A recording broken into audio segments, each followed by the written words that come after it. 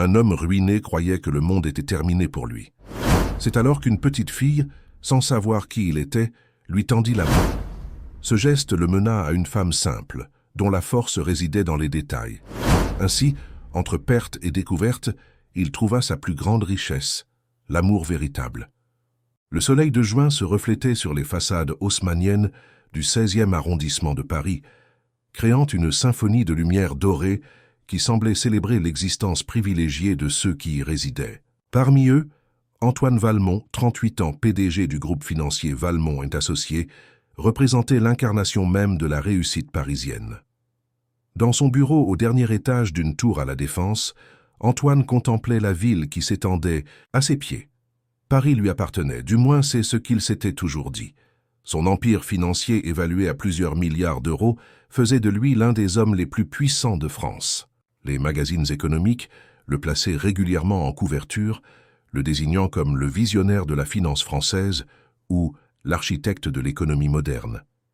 Élégant dans son costume brioni taillé sur mesure, Antoine ajusta sa cravate en soie et passa une main dans ses cheveux bruns parfaitement coiffés. À 38 ans, il avait tout ce qu'un homme pouvait désirer. Une fortune colossale, un appartement de 400 mètres carrés avenue Foch, un château dans le Val-de-Loire, une collection de voitures de luxe et par-dessus tout, une famille qui complétait ce tableau parfait. Hélène, son épouse depuis 12 ans, était l'héritière d'une famille influente dans le monde de la haute couture. Leur fille, Camille, âgée de 8 ans, était la prunelle de ses yeux, bien qu'il ne la vît que rarement, absorbée par ses responsabilités professionnelles. Antoine se persuadait que c'était pour elle qu'il travaillait autant, pour lui assurer un avenir plus brillant encore que le sien. « Monsieur Valmont, votre réunion avec le conseil d'administration commence dans 5 minutes, annonça sa secrétaire. Depuis l'interphone. J'arrive, mademoiselle Dubois. Antoine rassembla ses documents et se dirigea vers la salle de conférence. Il marchait d'un pas assuré, comme un homme habitué à ce que le monde se plie à sa volonté. Cette réunion était cruciale. Il allait présenter une fusion-acquisition majeure qui consoliderait encore davantage la position de son groupe sur le marché européen. Pourtant, malgré cette assurance apparente, une ombre planait sur sa vie depuis quelques semaines. Des rumeurs circulaient dans les cercles financiers parisiens, des murmures au sujet d'irrégularités comptables, de détournements de fonds, de manipulations boursières. Antoine balayait ces accusations d'un revers de main, les attribuant à la jalousie de ses concurrents. Mais ce jour-là, en entrant dans la salle de conférence, il remarqua immédiatement les visages fermés des membres du conseil. Son directeur adjoint, Philippe Marceau, arborait un sourire étrange qui le mit instantanément mal à l'aise. Philippe avait été son bras droit pendant 10 ans, l'homme en qui il avait placé toute sa confiance. Si cette belle histoire de dépassement et d'amour vous a plu, n'oubliez pas de vous abonner à notre chaîne et dites-nous de quelle ville vous nous regardez en continuant. Messieurs, mesdames, commença Antoine, aujourd'hui nous allons discuter du projet d'acquisition du groupe Lefort. Je crains que nous ayons un sujet plus urgent à aborder, Antoine, l'interrompit Bernard Lecomte, le président du conseil. Nous avons reçu ce matin un rapport de nos auditeurs externes. Les accusations sont graves. Antoine sentit le sol se dérober sous ses pieds. Quelles accusations? Fraude fiscale, manipulation de cours, falsification de documents comptables, énuméra Bernard d'une voix glaciale, le tout portant sur plusieurs centaines de millions d'euros. Le regard d'Antoine se porta instinctivement vers Philippe, qui évitait soigneusement de croiser ses yeux. C'est absurde. Je n'ai jamais... Nous avons des preuves, Antoine, poursuivit Bernard en poussant un dossier vers lui. Des transferts vers des comptes offshore, des signatures falsifiées, des opérations fictives, tout semble indiquer votre implication. Personnelle. Les heures qui suivirent passèrent comme dans un brouillard. Antoine fut escorté hors du bâtiment, son badge d'accès désactivé, son téléphone professionnel confisqué. Une suspension temporaire, l'avait-il dit, le temps de l'enquête. Mais il savait que c'était la fin. Le scandale éclata dès le lendemain. Le loup de la défense titrait la presse économique, faisant un jeu de mots cruel avec son succès, « Passé ». Son nom était traîné dans la boue, son visage plaçardé sur tous les écrans de France. Les actions de Valmont & Associés s'effondrèrent, effaçant des milliards de valorisation en quelques heures. Antoine était rentré chez lui, espérant trouver du réconfort auprès d'Hélène.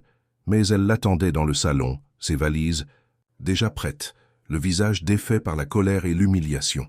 « Comment as-tu pu nous faire ça ?» avait-elle crié. « Comment as-tu pu risquer tout ce que nous avions construit, l'argent, la réputation, notre famille ? Hélène, je te jure que je n'ai rien fait. C'est un complot, quelqu'un cherche à me détruire. » « Épargne-moi tes mensonges, Antoine. Les avocats m'ont tout expliqué. J'ai demandé le divorce ce matin. Je pars avec Camille chez mes parents à Lyon. N'essaie pas de nous contacter. » Ces paroles l'avaient frappé comme autant de poignards. « Tu ne peux pas m'enlever, Camille. Elle est ma fille. Une fille que tu as à peine vue grandir, trop occupée par ton précieux empire. Le juge a accordé une ordonnance restrictive provisoire. Tu ne pourras pas nous approcher tant que cette affaire ne sera pas résolue. » Et elle était partie, emmenant avec elle sa raison de vivre. Dans les jours qui suivirent, Antoine apprit que ses comptes étaient gelés, que sa résidence secondaire avait été saisie à titre conservatoire, que ses amis l'évitaient comme un pestiféré. Son avocat lui avait conseillé de vendre l'appartement parisien pour financer sa défense juridique, car les frais seraient astronomiques. En l'espace de 2 semaines, Antoine Valmont, l'homme qui avait tout, avait presque tout perdu. 1 mois après le début du scandale, par une froide journée d'automne, Antoine se retrouva assis sur un banc du jardin du Luxembourg, vêtu de son costume de grand couturier qui paraissait maintenant comme un déguisement pathétique. Il observait les feuilles mortes tourbillonner dans le vent, image parfaite de sa vie qui s'effilochait. Son téléphone, autrefois incessamment sollicité, restait désespérément silencieux. Son avocat lui avait annoncé la veille que les preuves s'accumulaient contre lui, que sa défense s'annonçait difficile. La presse continuait de le vilipender, inventant chaque jour de nouvelles accusations. Antoine contemplait le vide de son existence. Il avait consacré 20 ans de sa vie à bâtir un empire qui s'était effondré en quelques jours. Il avait négligé sa famille pour un succès qui s'avérait aussi fragile qu'éphémère. Maintenant, il se retrouvait seul, sans but, sans espoir. Les larmes lui montèrent aux yeux pour la première fois depuis le début de cette descente aux enfers. Il n'avait jamais été un homme démonstratif, considérant les émotions comme une faiblesse indigne d'un leader. Mais là, dans l'anonymat relatif de ce parc parisien, il laissa enfin son chagrin s'exprimer. C'est alors qu'il sentit une présence à côté de lui. En tournant légèrement la tête, il aperçut une petite fille qui s'était assise à l'autre extrémité du banc. Elle devait avoir environ 7 ans, avec des cheveux châtains noués en 2 tresses et un manteau rouge vif qui contrastait avec la grisaille environnante. Elle le regardait avec une curiosité bienveillante, sans la méfiance ou le jugement qu'il avait rencontré partout ailleurs ces dernières semaines. « Pourquoi vous pleurez, monsieur ?» demanda-t-elle d'une voix claire qui le prit au dépourvu. Antoine s'empressa d'essuyer ses larmes, embarrassé d'avoir été surpris dans un moment de faiblesse. « Je ne pleure pas, » mentit-il. « C'est juste le vent. » La fillette pencha la tête, visiblement peu convaincue par cette explication. « Maman dit que c'est normal de pleurer quand on a de la peine, même les grands. » Cette simplicité le désarma complètement. Il esquissa un sourire triste. « Ta maman a raison, et elle doit se demander où tu es. Tu ne devrais pas parler à des inconnus. »« Je ne suis pas perdu, » répondit-elle en pointant du doigt. « Maman est là-bas, elle vend des fleurs. » Antoine suivit la direction indiquée et aperçut, à quelques dizaines de mètres, un petit kiosque à fleurs où une femme arrangeait des bouquets. Elle avait relevé ses cheveux en un chignon lâche et portait un tablier vert sur une robe simple. « Je m'appelle Élodie, » poursuivit la petite fille. « Et vous ?»« Antoine, » répondit-il machinalement, surpris par cette conversation inattendue, qui, l'espace d'un instant, lui faisait oublier ses problèmes. « Vous voulez voir mes dessins ?»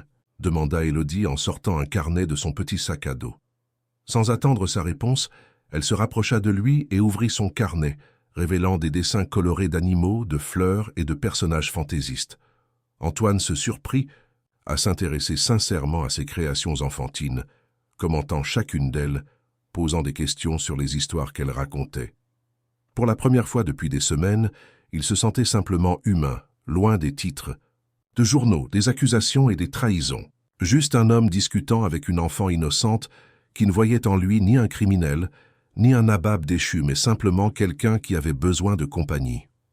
« Élodie » appela une voix douce mais ferme. La mère de la fillette s'approchait. Une expression inquiète sur le visage. Antoine se raidit, s'attendant à être reconnu à voir cette femme arracher sa fille de sa présence comme on éloigne un enfant d'un danger. « Maman !» s'exclama Élodie en se levant d'un « Bon, j'ai fait un nouvel ami.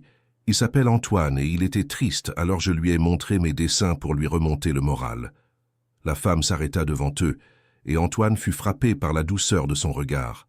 Contrairement à ce qu'il craignait, il n'y avait ni peur ni jugement dans ses yeux, juste une bienveillance tranquille.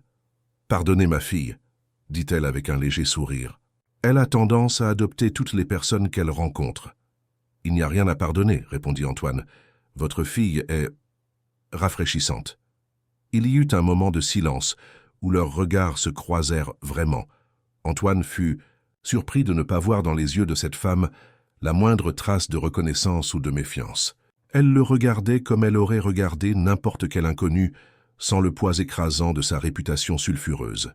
« Je m'appelle Mathilde, » dit-elle finalement, lui tendant une main que le froid avait légèrement rougie. « Antoine, » répondit-il, en serrant cette main qui, malgré sa fragilité apparente, dégageait une force tranquille. « Maman, Antoine est triste. On peut l'inviter à prendre un chocolat chaud chez nous pour lui remonter le moral ?» La proposition innocente d'Élodie créa un moment de gêne. Mathilde hésita, regardant tour à tour sa fille et cet homme en costume coûteux qui semblait porter le poids du monde sur ses épaules. « C'est très gentil, mais je ne voudrais pas déranger, » dit rapidement Antoine, conscient de l'incongruité de la situation. « Vous ne dérangez pas, » répondit doucement Mathilde, après un moment de réflexion. « Notre appartement n'est pas très grand, et certainement pas à la hauteur de ce que vous connaissez. Mais si un chocolat chaud peut aider à dissiper la tristesse, notre porte est ouverte. » Antoine resta sans voix face à cette invitation inattendue. Cette femme et cet enfant qui ne le connaissaient pas lui offraient spontanément ce que tous ceux qu'il croyait connaître lui avaient refusé. Un peu d'humanité, un moment de répit dans la tempête de sa vie. « Alors, vous venez ?» insista Élodie en lui prenant la main avec une confiance désarmante. Et contre toute attente, Antoine se leva et les suivit, quittant le banc où, quelques minutes plus tôt, il contemplait les ruines de son existence. Il ignorait où ce chemin le mènerait, mais pour la première fois depuis longtemps, il ressentait autre chose que du désespoir. L'appartement de Mathilde et Élodie se trouvait au-dessus de la petite boutique de fleurs qu'elle tenait dans le quartier de Montmartre. C'était un 2 pièces modeste mais lumineux, décoré avec goût et simplicité. Des plantes vertes ornaient les rebords des fenêtres et des bouquets de fleurs fraîches apportaient des touches de couleur dans chaque recoin. L'endroit respirait, une sérénité que les intérieurs luxueux qu'Antoine avait fréquentés n'avaient jamais pu offrir. « Asseyez-vous, je vous en prie », dit Mathilde en désignant un petit canapé recouvert d'un plaid au motif géométrique. « Je vais préparer ce chocolat chaud, promis. » Antoine s'assit, mal à l'aise dans ce décor si éloigné de son univers habituel. Son costume sur mesure à plusieurs milliers d'euros semblait incongru dans ce salon où chaque objet paraissait avoir une histoire, une âme. Élodie s'installa à côté de lui, sortant à nouveau son carnet de dessins. « Vous voulez voir celui que j'ai fait hier? C'est un jardin magique où les fleurs parlent. » Pendant qu'Antoine s'émerveillait poliment devant les créations colorées de la fillette, il ne pouvait s'empêcher de jeter des regards vers la cuisine, ouverte où Mathilde s'affairait. Il y avait dans ses gestes une grâce naturelle, une présence tranquille qui l'intriguait. Comment pouvait-elle sembler si sereine, si complète, avec si peu? « Voilà », annonça Mathilde en revenant avec un plateau sur lequel étaient posées 3 tasses fumantes et une assiette de petits sablés faits maison. Ce n'est pas très sophistiqué, mais c'est réconfortant. Antoine prit la tasse qu'elle lui tendait et fut surpris par le parfum riche qui s'en dégageait. Ce n'était pas le chocolat en poudre industrielle auquel il s'attendait, mais une préparation, maison onctueuse et parfumée à la cannelle. « C'est délicieux », admit-il après une première gorgée. « Je n'ai pas bu un chocolat aussi bon depuis... je ne sais même plus. » Mathilde sourit, visiblement satisfaite du compliment. « C'est la recette de ma grand-mère. Elle disait que le chocolat chaud était un remède contre toutes les peines du monde. » « Et elle avait raison », s'exclama Élodie en laissant une moustache de chocolat au-dessus de sa lèvre supérieure. Antoine ne put s'empêcher de sourire face à cette spontanéité. Il y avait quelque chose de profondément apaisant dans cette scène quotidienne, loin du tumulte de sa vie d'avant. « Alors, Antoine, » commença doucement Mathilde, « qu'est-ce qui vous amène au jardin du Luxembourg par un jour aussi gris ?» La question, posée sans insistance, le prit au dépourvu. Que pouvait-il répondre? Qu'il était un homme ruiné, déshonoré, abandonné? Qu'il contemplait les débris de son existence sans savoir comment avancer? Je traversais le quartier, mentit-il. J'avais besoin de réfléchir. Mathilde hocha la tête sans chercher à en savoir plus. Cette discrétion le toucha. Dans son monde d'avant, chacun cherchait à extraire des informations, à connaître les détails de sa vie pour en tirer profit. Ici, il n'y avait qu'une bienveillance simple, sans arrière-pensée. « Et vous » demanda-t-il pour détourner la conversation. « Vous tenez cette boutique de fleurs depuis longtemps ?» Le visage de Mathilde s'illumina. « 5 ans maintenant. J'étais fleuriste pour de grands événements avant, mais après la naissance d'Élodie, j'ai voulu un rythme de vie différent. Cette boutique était à vendre, et j'ai sauté sur l'occasion. Ce n'est pas toujours facile, mais c'est une vie qui nous convient, n'est-ce pas, ma chérie ?» Élodie acquiesça vigoureusement. « Et puis, on a les plus jolies fleurs de tout Paris. » Antoine se surprit à les envier. Cette simplicité, cette joie tranquille dans une vie sans artifice, c'était quelque chose qu'il n'avait jamais connu, trop occupé à accumuler richesse et pouvoir. La conversation se poursuivit, légère et agréable. Mathilde lui parla de sa passion pour les fleurs, de ses arrangements pour des mariages et des cérémonies, de sa petite clientèle fidèle du quartier. Élodie raconta ses aventures à l'école, ses amis, son institutrice qu'elle adorait. Antoine les écoutait, fasciné par ce quotidien si éloigné du sien, et pourtant si vivant, si authentique. Le temps passa, sans qu'il s'en aperçoive. Quand il consulta sa montre, il fut surpris de constater que 2 heures s'étaient écoulées. « Je devrais vous laisser, dit-il en se levant. Vous avez été très aimable, mais j'ai abusé de votre temps. »« Pas du tout, » répondit Mathilde. « Votre compagnie était agréable. »« Vous reviendrez nous voir ?» demanda Élodie avec une franchise désarmante. « J'ai encore plein de dessins à vous montrer. » Antoine hésita. Une part de lui voulait fuir ce rappel d'une normalité qu'il avait perdue, mais une autre, plus profonde, était attirée par la chaleur simple de ce foyer. « Si cela ne dérange. »« Pas à ta maman, » répondit-il prudemment. « Vous êtes le bienvenu, » confirma Mathilde avec un sourire. « La boutique est ouverte tous les jours sauf le lundi, et nous prenons généralement le goûter vers 16h30. » Cette invitation informelle le toucha plus qu'il ne l'aurait imaginé.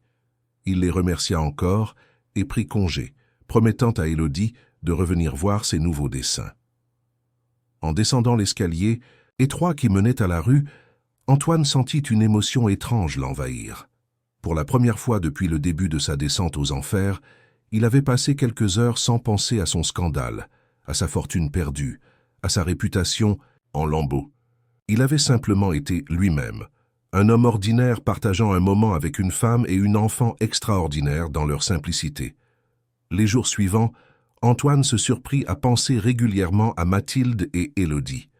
Leur petit appartement chaleureux, l'odeur des fleurs fraîches, le rire cristallin de la fillette, la présence apaisante de la mère, tout cela formait un contraste saisissant avec la solitude glacée de sa suite d'hôtel, où il s'était réfugié après avoir vendu son appartement pour payer ses frais juridiques. Son avocat l'appelait quotidiennement pour lui donner des nouvelles du dossier, et elles n'étaient jamais bonnes. Les preuves contre lui semblaient accablantes, les témoins se multipliaient. La presse continuait de le dépeindre comme un escroc sans scrupules. Hélène refusait toujours ses appels, et il n'avait pas pu parler à Camille depuis des semaines.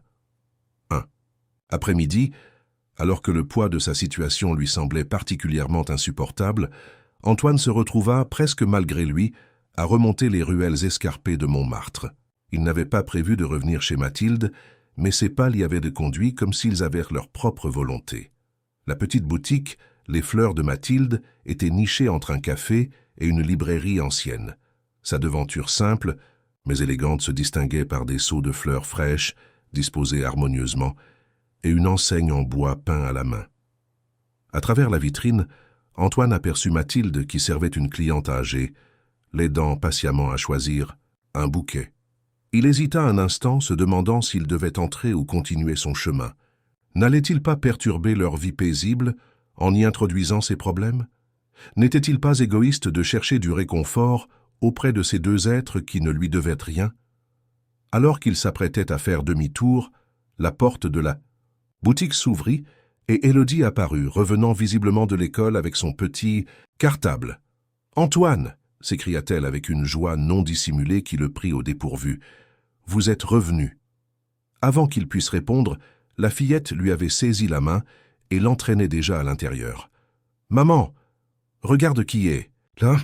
Mathilde leva les yeux de son comptoir, surprise, puis un sourire illumina son visage. « Antoine, quelle bonne surprise !» La cliente âgée se retourna pour l'observer, et Antoine se raidit, s'attendant à être reconnu, à voir l'hostilité remplacer la curiosité sur ce visage ridé. Mais la vieille dame se contenta de le saluer poliment, avant de prendre congé avec son bouquet. « Je passais dans le quartier », expliqua maladroitement Antoine. « Je ne voulais pas déranger. »« Vous ne dérangez jamais », affirma Élodie avec une assurance qui fit rire sa mère. « Ma fille a parlé », dit Mathilde en haussant les épaules. « Je termine de ranger la boutique et nous monterons prendre ce fameux goûter. À moins que vous ne préfériez visiter un peu. »« Je peux lui faire visiter, » proposa Élodie avec enthousiasme. « Je connais tous les secrets des fleurs maintenant. » Antoine se laissa guider par la fillette qui lui présentait chaque variété avec un sérieux comique, mélangeant informations botaniques approximatives et histoires imaginaires. Il s'émerveillait de sa capacité à trouver de la magie dans les choses les plus simples. Mathilde les observait du coin de l'œil tout en finissant ses arrangements. Il y avait quelque chose de touchant dans ce tableau. Cet homme en costume élégant, visiblement habitué aux salles de conseil d'administration, qui écoutait avec une attention sincère les explications fantaisistes d'une enfant de 7 ans sur la vie secrète des Marguerites. Une fois la boutique fermée, ils montèrent à l'appartement. Cette fois, Antoine se sentit moins déplacé que lors de sa première visite. La chaleur de l'accueil d'Élodie et la simplicité bienveillante de Mathilde créaient un espace où les apparences et les statuts sociaux semblaient n'avoir aucune importance. Le goûter fut aussi simple que délicieux. Un gâteau aux pommes fait maison et du thé servi dans des tasses dépareillées mais charmantes. Antoine se surprit à apprécier ces saveurs authentiques bien plus que les desserts sophistiqués des restaurants étoilés qu'il fréquentait autrefois. « Alors, Antoine ?» demanda Mathilde, après qu'Élodie se fut installée dans un coin pour dessiner, « comment allez-vous vraiment ?» La question, posée doucement mais directement, le désarçonna. Depuis combien de temps personne ne s'était-il sincèrement soucié de son état d'esprit? Il hésita, ne sachant que répondre. Devait-il mentir, prétendre que tout allait bien, ou pouvait-il pour une fois laisser tomber le masque? Ce n'est pas très brillant, admit-il finalement. Je traverse une période difficile.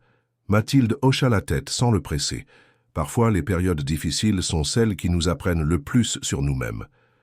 Je ne suis pas sûr d'aimer ce que j'apprends, répondit Antoine, avec un sourire amer. Ou peut-être que vous découvrez des aspects de vous-même que vous aviez oubliés. Cette perspicacité le surprit. Mathilde semblait avoir une intuition remarquable, une capacité à voir au-delà des apparences. Peut-être, concéda-t-il. Je me suis tellement identifié à mon travail, à ma réussite, que maintenant que tout cela est remis en question, je ne sais plus très bien qui je suis. Et qui étiez-vous avant tout cela, demanda doucement Mathilde. Avant le succès, les responsabilités, les attentes. Antoine resta silencieux un moment, fouillant, dans ses souvenirs. Qui était-il avant de devenir Antoine Valmont, le loup de la défense? Un jeune homme ambitieux mais idéaliste, qui rêvait de changer le monde de la finance, de créer de la valeur réelle, pas seulement des profits. Quelqu'un de plus simple, répondit-il finalement. Quelqu'un qui croyait encore que le succès et l'intégrité pouvaient aller de pair. Mathilde sourit, comme si cette réponse confirmait quelque chose qu'elle avait déjà perçu. Cette personne existe toujours, vous savez. Elle est juste ensevelie sous des couches de circonstances. Leur conversation fut interrompue par Élodie qui revenait, brandissant fièrement un nouveau dessin. « Regardez ce que j'ai fait pour... vous, Antoine !» Le dessin représentait 3 personnages stylisés, une petite fille aux tresses, une femme entourée de fleurs et un homme en costume qui souriait. Au-dessus, en lettres maladroites, était écrit « Mes amis ». Antoine sentit Une émotion inattendue l'envahir. Ce dessin naïf, offert avec tant de spontanéité, représentait plus que toutes les reconnaissances professionnelles qu'il avait reçues dans sa carrière. « C'est magnifique, Élodie, dit-il d'une voix légèrement étranglée. Je vais le garder précieusement. Comme ça, quand vous serez triste, vous pourrez le regarder et vous rappeler que vous avez des amis, expliqua la fillette avec une logique imparable. Antoine jeta un regard à Mathilde, cherchant à savoir si elle approuvait cette déclaration d'amitié. Elle lui sourit simplement, avec une chaleur qui semblait dire « Bien sûr que vous êtes notre ami ». Quand il prit congé ce soir-là, Antoine emporta non seulement le dessin d'Élodie, soigneusement glissé dans la poche intérieure de sa veste, mais aussi un sentiment qu'il n'avait pas éprouvé depuis longtemps, l'espoir. Un espoir ténu, fragile mais réel. L'espoir qu'au-delà des ruines de sa vie d'avant, quelque chose de nouveau, de plus authentique peut-être, pourrait naître. En descendant les ruelles de Montmartre, il se surprit à sourire. Pour la première fois depuis le début du scandale, il se sentait non pas comme un paria, un homme déchu, mais simplement comme un homme. Un homme qui avait le droit d'exister au-delà de sa fonction, de son titre, de sa fortune. Et ce sentiment, qu'aussi modeste fût-il, valait plus que tous les milliards qu'il avait pu amasser. Les jours suivants, Antoine se surprit à organiser son emploi du temps autour de ses visites à la petite boutique de fleurs de Montmartre. Ces moments passés avec Mathilde et Élodie étaient devenus son refuge, une bulle de normalité dans le chaos de son existence. Chaque fois qu'il franchissait la porte de « Les fleurs de Mathilde », l'odeur des roses, des lys et des frisias l'accueillait comme une promesse de paix. Il s'attardait parfois dans la boutique, observant Mathilde composer ses bouquets avec une grâce qui l'émerveillait. Ses mains, légèrement rugueuses, à force de travailler avec les tiges et les épines, créaient des arrangements d'une beauté saisissante, alliant couleurs et textures avec une intuition remarquable. « Comment faites-vous » lui demanda-t-il un jour, alors qu'elle terminait un bouquet particulièrement réussi pour une jeune mariée.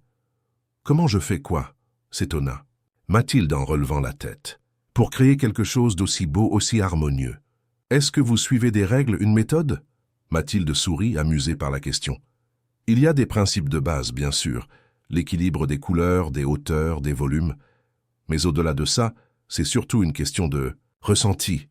Les fleurs ont leur propre langage, il suffit de les écouter. » Antoine hocha la tête, fasciné. Dans son ancien monde, tout était calculé, mesuré, optimisé. Les décisions se prenaient à coups d'algorithmes et d'analyse de risques. Cette approche intuitive, presque méditative, lui était totalement étrangère. « J'aimerais voir les si. Choses comme vous les voyez, » admit-il. « Tout semble si évident quand vous en parlez. »« Peut-être pourriez-vous essayer, » suggéra Mathilde en lui tendant une tige de lisianthus violet. « Les fleurs sont d'excellentes professeurs. Elles ne jugent pas. Elles se contentent d'être ce qu'elles sont. » Maladroitement, Antoine prit la fleur, ne sachant trop qu'en faire. Mathilde guida sa main vers un vase où elle avait déjà placé quelques branches d'eucalyptus. « Écoutez, votre instinct, » murmura-t-elle. « Où cette fleur veut-elle aller ?» À sa propre surprise, Antoine se prit au jeu. Il plaça la tige parmi les feuillages argentés, ajustant sa position jusqu'à ce qu'elle lui semble harmonieuse. Mathilde lui tendit ensuite une rose pêche, puis une pivoine blanche, et bientôt ils composèrent ensemble un petit bouquet qui, sans être parfait, avait une certaine grâce. « Pas mal du tout pour un débutant », le félicita Mathilde avec un sourire chaleureux. Ce compliment simple lui procura une satisfaction qu'il n'avait pas ressentie depuis longtemps. Créer quelque chose de ses mains, aussi modeste soit-il, avait quelque chose de profondément gratifiant. Élodie, qui rentrait de l'école à ce moment-là, applaudit son œuvre avec enthousiasme. C'est presque aussi joli que ceux de maman. Les jours se transformèrent en semaines, et les visites d'Antoine devinrent une habitude. Il arrivait parfois en fin de journée, aidant Mathilde à fermer la boutique avant de monter partager un repas simple dans le petit appartement. D'autres fois, il passait le matin, apportant des viennoiseries fraîches pour le petit déjeuner, écoutant Élodie réciter ses leçons avant de partir pour l'école. Peu à peu, il se surprit à adopter une tenue plus décontractée. Les costumes, 3 pièces cédèrent la place à des chemises sans cravate, puis à des pulls confortables. Sa montre suisse hors de prix resta de plus en plus souvent dans le tiroir de sa table de nuit d'hôtel. Ces symboles de statut qui lui semblaient autrefois essentiels perdaient progressivement leur importance. Un samedi matin, alors qu'Élodie dessinait tranquillement et que Mathilde préparait le déjeuner, Antoine se retrouva à contempler cette scène domestique avec un mélange de tendresse et de mélancolie. Ces deux êtres étaient devenus, en l'espace de quelques semaines, plus importants pour lui que tout ce qu'il avait possédé. « À quoi pensez-vous » demanda doucement Mathilde, en s'asseyant à côté de lui tendant une tasse de café. « Je pensais à l'ironie de la situation, » répondit-il honnêtement. « J'ai passé 20 ans de ma vie à accumuler richesse et pouvoir, persuadé que c'était cela le bonheur. Et c'est maintenant, alors que j'ai tout perdu, que je me sens le plus vivant. » Mathilde sourit, mais il y avait une question dans ses yeux. « Antoine, depuis que nous nous connaissons, vous n'avez jamais vraiment parlé de ce qui vous est arrivé. Je ne veux pas être indiscrète, mais... » Antoine sentit son cœur se serrer. Ce moment devait arriver. Il avait redouté cette conversation, craignant que la vérité ne brise cette relation précieuse. Pourtant, il ne pouvait plus continuer à vivre dans ce mensonge par omission. « Vous avez raison, » dit-il en prenant une profonde inspiration. « Je vous dois la vérité, mais j'ai peur que lorsque vous saurez qui je suis réellement, vous ne vouliez plus jamais me revoir. Essayez toujours, » l'encouragea Mathilde, posant sa main sur la sienne dans un geste de soutien qui lui donna le courage nécessaire. « Mon nom complet est Antoine Valmont. Jusqu'à récemment, j'étais le PDG de Valmont & Associés, l'un des plus grands groupes financiers de France. » Il s'interrompit, guettant une réaction de reconnaissance, de choc ou de dégoût sur le visage de Mathilde. Mais elle se contenta de hocher la tête, l'invitant à poursuivre. « Il y a 2 mois, j'ai été accusé de fraude à grande échelle. Mon nom a été traîné dans la boue. Ma femme m'a quitté en emmenant notre fille. Mes comptes ont été gelés, j'ai dû vendre notre appartement. Toute ma vie s'est effondrée en quelques jours. » Il fit une pause, se préparant à la révélation la plus difficile. « Le pire, c'est que je suis innocent.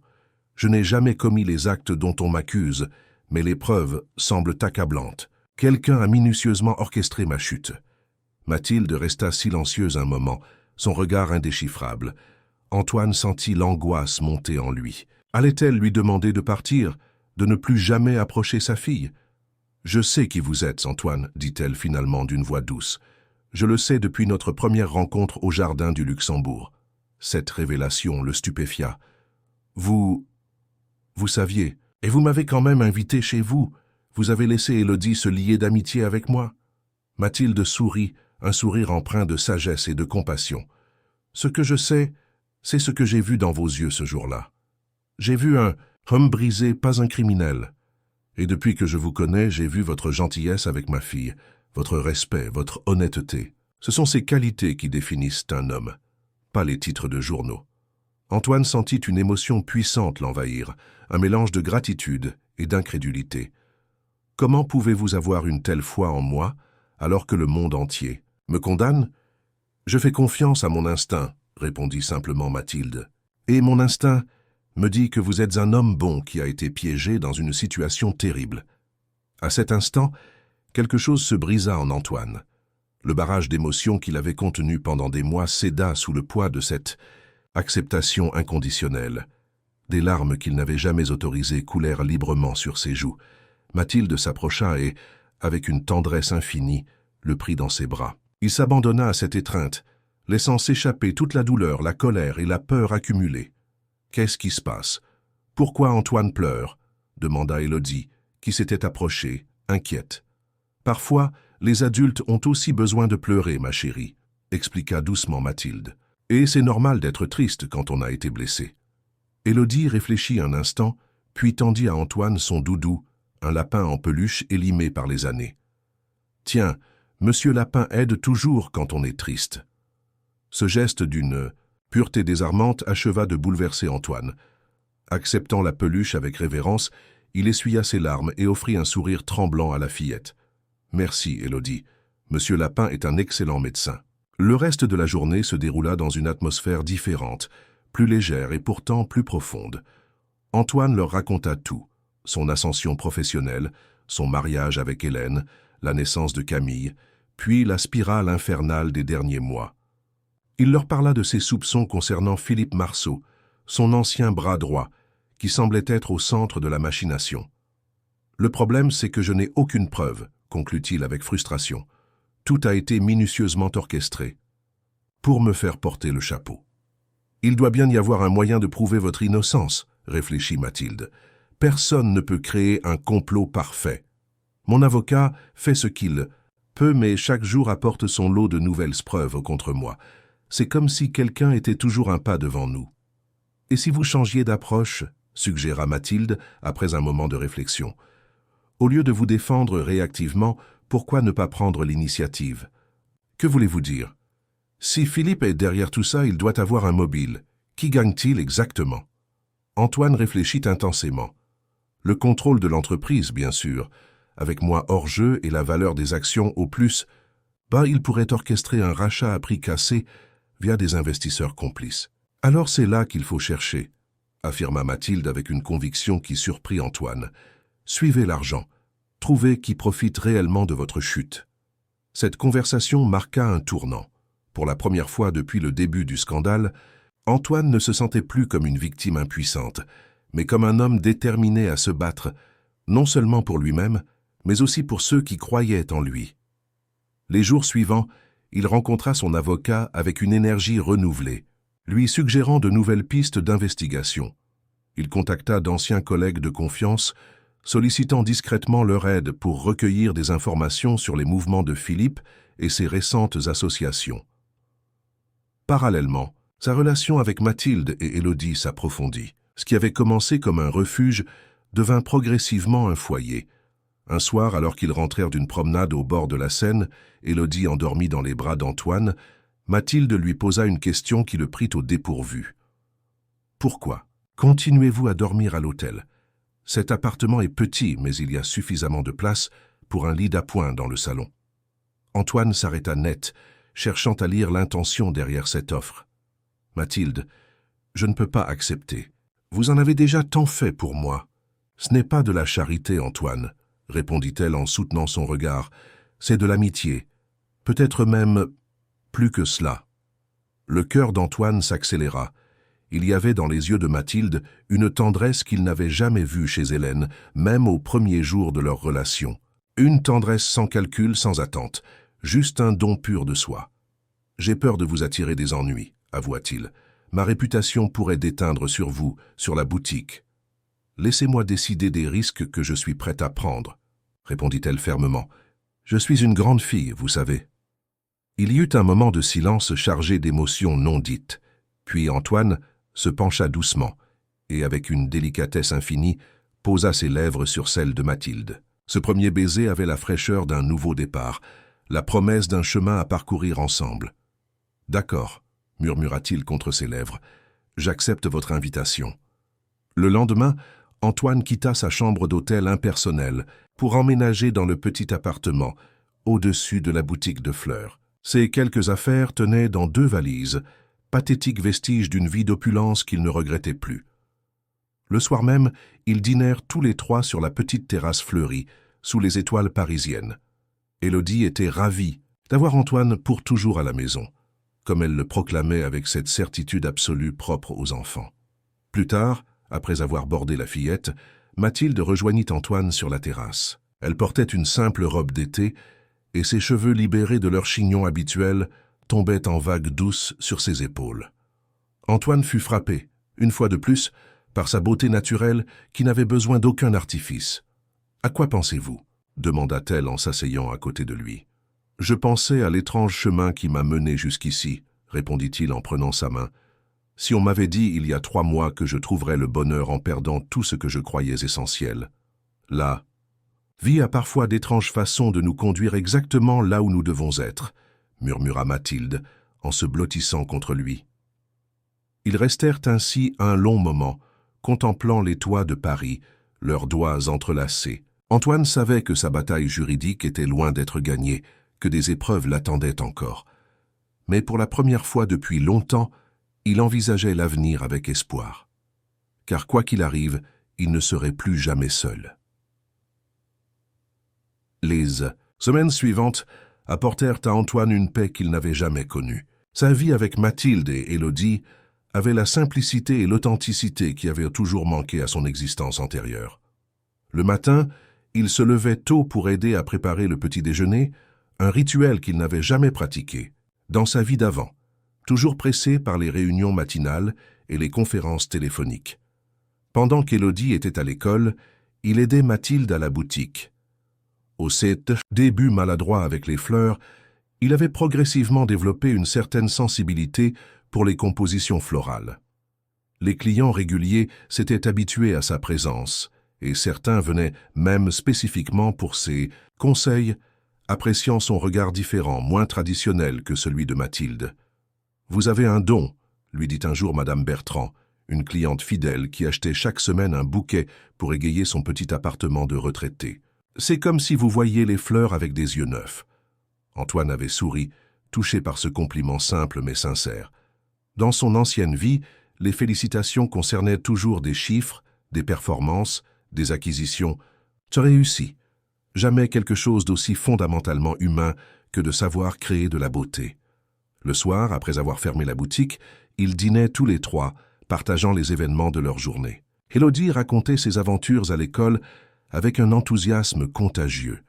Mathilde évoquait les commandes spéciales ou les rencontres marquantes, et Antoine contribuait par ses observations sur les clients ou sur les techniques florales qu'il essayait d'assimiler. Ces moments simples étaient devenus sacrés pour lui, bien plus précieux que les dîners d'affaires dans des restaurants étoilés ou les soirées mondaines qui rythmaient autrefois sa vie.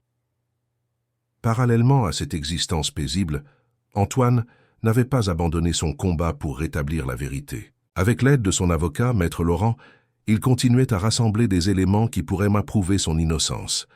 Mais la tâche s'avérait ardue, les preuves contre lui ayant été méticuleusement fabriquées. Un matin pluvieux d'octobre, alors qu'Antoine arrangeait l'étalage extérieur de la boutique, un homme en imperméable beige s'arrêta devant lui.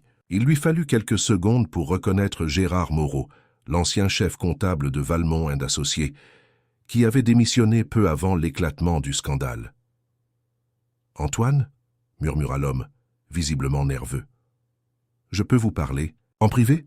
Surpris par cette apparition inattendue, Antoine acquiesça et l'invita à l'intérieur de la boutique. Mathilde, comprenant instinctivement l'importance de cette visite, s'occupa des clients pour leur laisser de l'intimité. « Je ne pensais pas vous trouver ici », commença Gérard, jetant des regards inquiets autour de lui.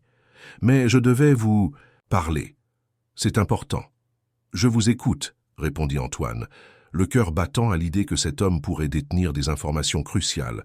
« Je sais que vous êtes innocent », déclara Gérard à voix basse. « Les transactions frauduleuses, les détournements de fonds, tout a été orchestré par Philippe Marceau. J'en ai eu la preuve quand j'ai découvert des anomalies dans les livres de comptes subsidiaires, des opérations qui n'avaient jamais été soumises à votre approbation. » Antoine sentit un mélange d'espoir et de colère monter en lui. « Pourquoi n'êtes-vous pas venu me voir à l'époque? Pourquoi avoir démissionné sans rien dire ?» Gérard baissa les yeux, l'air honteux. « J'ai eu peur. Philippe m'a menacé. Il a dit qu'il ruinerait ma carrière, que personne ne me croirait contre lui, que j'avais trop à perdre. » Il sortit une clé USB de sa poche. « Mais je n'ai pas pu vivre avec ça. J'ai fait des copies de certains documents avant de partir. Ce n'est peut-être pas suffisant pour vous disculper entièrement, mais ça devrait pointer les enquêteurs dans la bonne direction. » Les mains tremblantes, Antoine prit la clé USB comme s'il s'agissait d'un trésor inestimable. « Merci, Gérard. Vous prenez un risque énorme en venant me voir. »« C'est le moins que je puisse faire, » répondit l'ancien comptable avec un pâle sourire. « J'aurais dû avoir le courage de le faire plus tôt. » Après le départ de Gérard, Antoine se précipita vers son ordinateur portable pour examiner les documents. Ce qu'il y découvrit confirma ses soupçons. Une série de transactions frauduleuses, soigneusement dissimulées, toutes initiées par Philippe Marceau, utilisant parfois la signature électronique d'Antoine sans son autorisation. « C'est la première preuve concrète que nous avons », s'exclama-t-il en montrant les documents à Mathilde. « Ce n'est pas encore suffisant pour prouver mon innocence complète, mais c'est un début. » Mathilde partagea son enthousiasme, mais avec une réserve prudente. « C'est merveilleux, Antoine, mais sois prudent. Si Philippe a pu monter un tel complot contre toi, il ne reculera devant rien pour protéger ses intérêts. » Cette mise en garde s'avéra prophétique. Le lendemain, alors qu'Antoine revenait d'un rendez-vous avec Maître Laurent, il remarqua une voiture noire stationnée en face de la boutique. 2 hommes en costume observaient discrètement les allées et venues. Son instinct lui souffla qu'il ne s'agissait pas de simples clients. Ses soupçons furent de confirmer quelques jours. Plus tard, lorsque Mathilde lui rapporta une étrange visite. Un homme élégant était entré dans la boutique, posant des questions apparemment anodines sur son travail, sur la boutique, mais glissant subtilement des allusions à Antoine et à ses problèmes juridiques. Il a prétendu être un journaliste intéressé par les petits commerces authentiques de Montmartre, mais ses questions devenaient de plus en plus personnelles, expliqua Mathilde.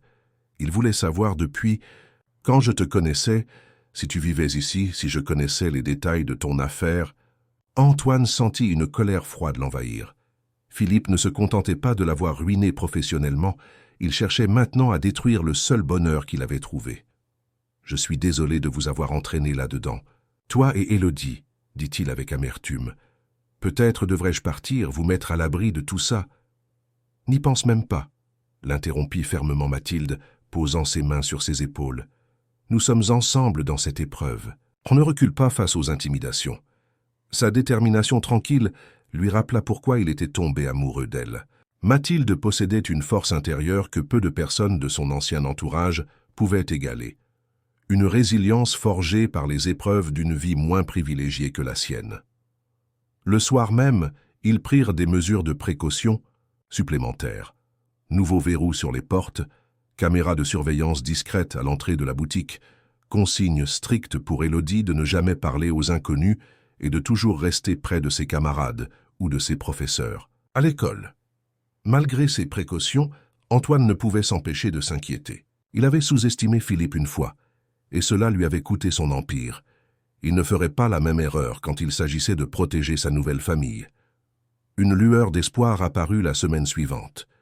Maître Laurent l'appela pour lui annoncer que les documents fournis par Gérard avaient permis d'ouvrir une nouvelle piste d'investigation. Les enquêteurs financiers avaient commencé à s'intéresser de près aux activités de Philippe Marceau et à ses récentes acquisitions. Ils ont découvert qu'il a créé plusieurs sociétés écrans ces derniers mois, expliqua l'avocat. Des entités qui semblent se positionner pour racheter des parts de Valmont et Associés maintenant que le cours de l'action s'est effondré. Cette information confirmait la théorie d'Antoine. Philippe avait orchestré sa chute pour s'emparer de l'entreprise à vil prix.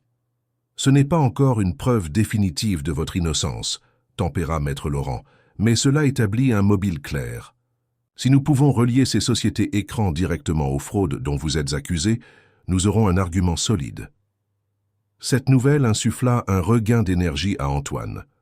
Pour la première fois depuis le début de cette affaire, la vérité semblait à portée de main. Mais il savait aussi que Philippe, se sentant menacé, pourrait devenir encore plus dangereux. Ses craintes se confirmèrent un samedi matin, alors qu'il accompagnait Élodie à son cours de danse. En sortant de l'immeuble, il remarqua immédiatement la voiture noire stationnée à quelques mètres, la même que celle observée précédemment près de la boutique. Instinctivement, il serra plus fort la main d'Élodie et changea de direction. Empruntant une ruelle étroite typique de Montmartre, la voiture démarra, tentant de les suivre, mais fut rapidement bloquée par la configuration des lieux. « Pourquoi on ne va pas par le chemin habituel ?» demanda innocemment Élodie. « J'ai envie de te montrer quelque chose de spécial », improvisa Antoine, ne voulant pas effrayer la fillette. Un raccourci secret que peu de gens connaissent. Il sortit discrètement son téléphone et appela Mathilde pour l'avertir. « Ne t'inquiète pas, nous sommes en sécurité. Je vais déposer Élodie chez sa camarade Chloé après le cours. Si. Sa mère est d'accord. Je préfère qu'elle ne rentre pas directement à la maison aujourd'hui. » Mathilde, comprenant la gravité de la situation, acquiesça. « Fais attention à vous deux. J'ai appelé la police pour signaler ces surveillances suspectes, mais ils disent qu'ils ne peuvent rien faire sans preuve concrète d'une menace. » Après avoir déposé Élodie en sécurité, Antoine décida qu'il était temps d'adopter une approche plus offensive. Plutôt que de continuer à fuir, il allait confronter directement la menace. De retour à l'appartement, il exposa son plan à Mathilde. « Je vais rencontrer Philippe, face à face. Le prendre par surprise pourrait l'amener à commettre une erreur. »« C'est trop risqué, » protesta Mathilde, inquiète. Cet homme a déjà prouvé qu'il était prêt à tout pour te détruire. Justement, répondit Antoine avec une détermination nouvelle. Il ne s'attend pas à ce que je prenne l'initiative.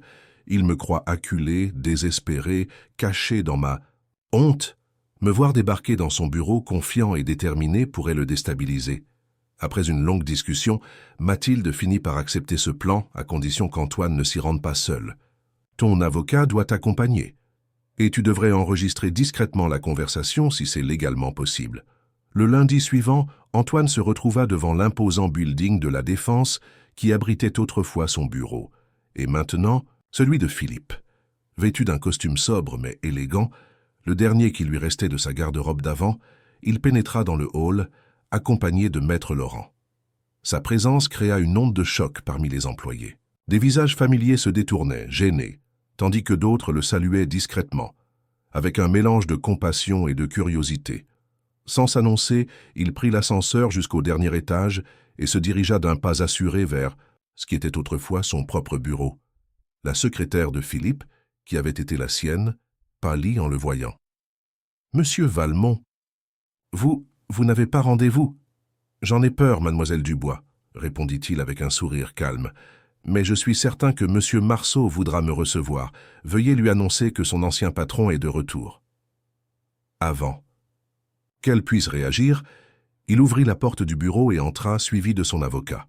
Philippe Marceau, installé dans le fauteuil en cuir qui avait appartenu à Antoine, leva les yeux de ses documents, d'abord agacé par cette interruption, puis stupéfait en reconnaissant son visiteur. « Antoine » murmura-t-il, son visage passant de la surprise à une maîtrise forcée. « Quelle inattendue visite !»« Bonjour Philippe » répondit Antoine d'une voix calme. « Je pense qu'il est temps que nous ayons une petite conversation, toi et moi, à propos de fraude, de trahison et de sociétés écrans prêtes à racheter.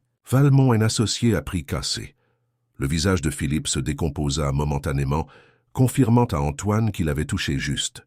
La partie était loin d'être gagnée, mais pour la première fois depuis des mois, il sentait l'avantage basculer en sa faveur. La vérité commençait enfin à se frayer un chemin vers la lumière. « Je ne vois pas de quoi tu parles, » répondit Philippe, retrouvant rapidement sa contenance. « Tu devrais faire attention à tes accusations, Antoine. Ta situation est déjà suffisamment délicate. » Antoine observa attentivement son ancien bras droit. Derrière l'assurance affichée, il décelait une nervosité nouvelle, un léger tremblement des mains, une tension dans la mâchoire, un regard qui évitait de croiser le sien trop longtemps. « Ne jouons pas à ce jeu, Philippe, » dit Antoine, en s'asseyant tranquillement dans l'un des fauteuils face au bureau, comme s'il était encore chez lui. « Nous savons tous les deux ce que tu as fait. La seule question qui reste est « pourquoi ?» Maître Laurent, resté légèrement en retrait, observait l'échange en silence, conformément à leur stratégie. L'objectif était d'amener Philippe à se trahir, à révéler des informations que lui seul pouvait connaître. « Ce que j'ai fait ?» Philippe laissa échapper un rire forcé. « J'ai sauvé cette entreprise de ta gestion négligente. Les investisseurs me font confiance pour réparer les dégâts que tu as causés. »« Les investisseurs ?» releva Antoine. « Ou devrais-je dire, tes sociétés écrans basées au Luxembourg et à Singapour ? Elysium Capital, Phoenix Ventures, Horizon Partners, des entités créées il y a moins d'1 an, qui se positionnent étrangement pour racheter des parts de Valmont & Associés maintenant que le cours s'est effondré. » Le visage de Philippe se figea un instant, trahissant sa surprise. Il ne s'attendait visiblement pas à ce qu'Antoine ait découvert ces informations. « Des investisseurs légitimes qui voient une opportunité d'affaires, » se reprit-il. « Le monde de la finance ne s'arrête pas parce que tu as commis des erreurs, Antoine. »« Des erreurs que tu as soigneusement orchestrées, » répliqua Antoine, gardant un calme délibéré. « Tu sais, ce qui me fascine dans cette histoire, c'est l'attention aux détails. La façon dont chaque transaction frauduleuse a été conçue pour sembler avoir ma signature alors que je n'en ai jamais eu connaissance. La précision avec laquelle les dates ont été choisies pour coïncider avec mes absences ou mes voyages d'affaires. » Philippe se leva, tentant de reprendre le contrôle de la situation. « Je crois que cette conversation est terminée. Si tu as des accusations à porter, fais-le par les canaux appropriés. Mon assistante va vous raccompagner. »« Gérard Moreau » lança simplement Antoine. Ces deux mots eurent l'effet escompté. Philippe, qui avait commencé à se diriger vers la porte, s'immobilisa. « Qu'as-tu dit ?»« Gérard Moreau, » répéta Antoine, « notre ancien chef comptable, celui que tu as menacé pour qu'il garde le silence, celui qui, heureusement pour moi, a conservé certains documents avant de démissionner. » Philippe se retourna lentement, son visage désormais tendu par une colère à peine contenue. Moreau n'a rien, et même s'il avait quelque chose, ce serait sa parole contre la mienne. Qui croira un comptable démissionnaire face au nouveau PDG de Valmont et d'Associés? Les enquêteurs financiers semblent assez intéressés par ce qu'il a à dire, intervint Maître Laurent, parlant pour la première fois. Surtout lorsque ces informations sont corroborées par les mouvements financiers suspects de vos sociétés écrans. Un silence lourd s'installa dans le bureau. Philippe semblait calculer rapidement ses options, son regard passant d'Antoine à l'avocat, puis vers la porte. « Qu'est-ce que tu veux, Antoine ?» demanda-t-il finalement, sa voix trahissant sa nervosité. « Tu ne peux pas espérer reprendre le contrôle de l'entreprise. Le conseil d'administration ne te fera plus jamais confiance. »« Ce que je veux ?» Antoine se leva à son tour, regardant Philippe droit dans les yeux. « Je veux la vérité. Je veux que tu admettes ce que tu as fait devant les autorités. Je veux que mon nom soit lavé de ces accusations. » Philippe laissa échapper un rire amer. « Et tu crois que je vais simplement confesser? Risquer la prison? Pour soulager ta conscience? » « Non, » répondit calmement Antoine. « Je pense que tu vas le faire pour sauver ce que tu peux encore sauver. Parce que maintenant que nous avons commencé à tirer les fils, tout va s'effondrer. La question n'est plus de savoir si la vérité éclatera, mais quand. » Il marqua une pause, laissant ses paroles faire effet, puis continua. « Les autorités financières n'aiment pas être manipulées, Philippe. Elles seront beaucoup plus clémentes avec quelqu'un qui coopère qu'avec celui qui persiste dans ses mensonges jusqu'au bout. » Pendant un bref instant, Antoine crut voir le masque de Philippe se fissurer, une lueur de doute traversant son regard, mais elle disparut aussi vite qu'elle était apparue. « Très belle performance, Antoine, » dit-il en se rasseyant derrière le bureau. « Mais tu n'as rien de concret. Si tu avais des preuves irréfutables, tu serais venu avec la police, pas avec ton avocat. Alors voici ma contre-proposition. Disparais, quitte le pays. Je peux arranger pour que tu reçoives une somme confortable, suffisante pour recommencer ailleurs, loin de tout ce scandale. » Antoine secoua la tête, déçu mais pas surpris. « Tu ne comprends toujours pas, Philippe. Je ne suis pas venu négocier. Je suis venu te donner une chance de faire la chose honorable pour une fois. » Il se dirigea vers la porte, suivi de Maître Laurent, puis se retourna une dernière fois. « Une dernière chose, je te conseille de rappeler tes chiens de garde, ceux qui surveillent ma nouvelle maison, qui suivent la petite fille avec qui je vis désormais. Parce que si quoi que ce soit leur arrive, je te tiendrai personnellement responsable. Et crois-moi, toute cette affaire financière semblera mineure en comparaison. » Le visage de Philippe pâlit légèrement, confirmant à Antoine que ses soupçons étaient fondés. Il avait bien envoyé des hommes surveiller la boutique de fleurs. « Je ne vois pas de quoi tu parles, » nia Philippe, mais sa voix manquait de conviction. « Au revoir, Philippe, » conclut simplement Antoine, avant de quitter le bureau. Dans l'ascenseur, Maître Laurent se tourna vers lui. « Vous pensez qu'il va agir ? » ?»« Je pense qu'il va paniquer, » répondit Antoine. « Et les gens qui paniquent commettent des erreurs. C'est exactement ce dont nous avons besoin. » De retour à Montmartre, Antoine retrouva Mathilde dans la boutique, arrangeant un bouquet de roses blanches pour un mariage. En le voyant entrer, elle interrompit son travail, l'interrogeant du regard. « Comment ça s'est passé ?» demanda-t-elle, essuyant ses mains sur son tablier. Antoine lui raconta en détail sa confrontation avec Philippe, la nervosité qu'il avait perçue, les menaces à peine voilées. « Il est acculé, » conclut-il. « Il sait que nous commençons à rassembler des preuves.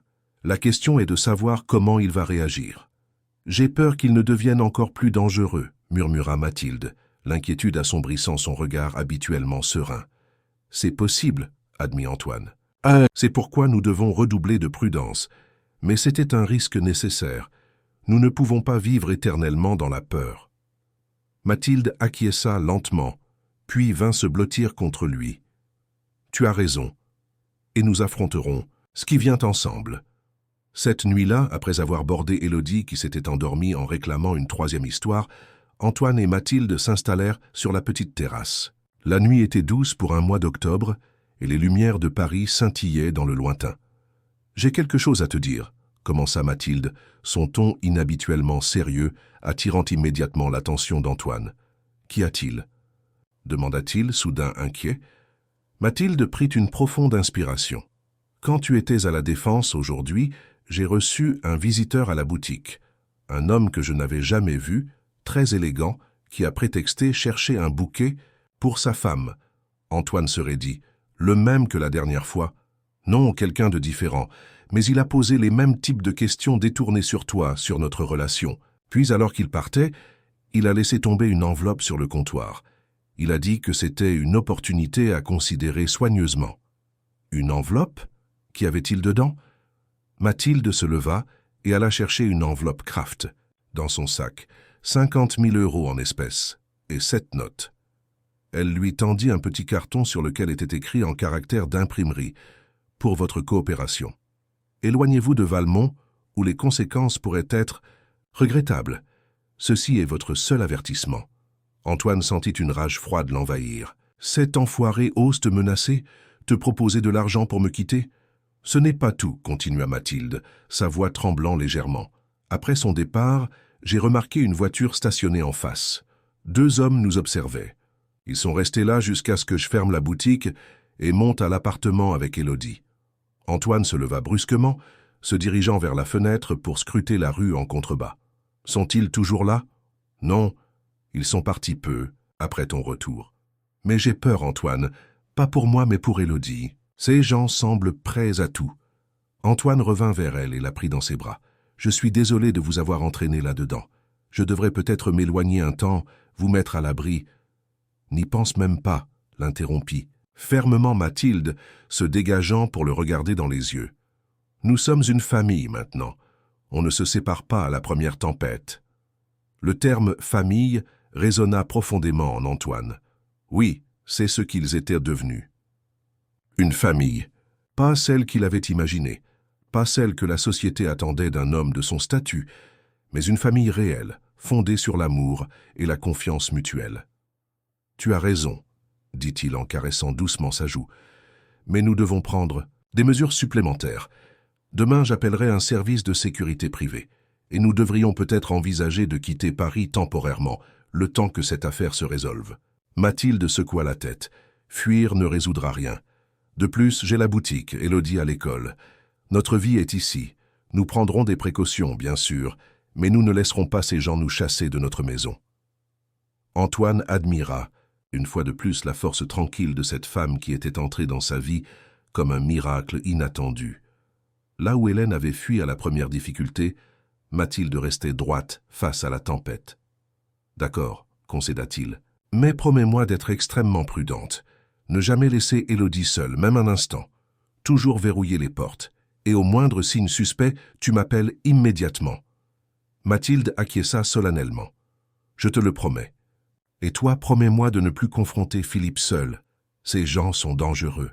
Je te le promets. » Ils scellèrent cet engagement d'un baiser, puis restèrent enlacés sous les étoiles parisiennes, trouvant du réconfort dans la présence l'un de l'autre, malgré les nuages qui s'amoncelaient.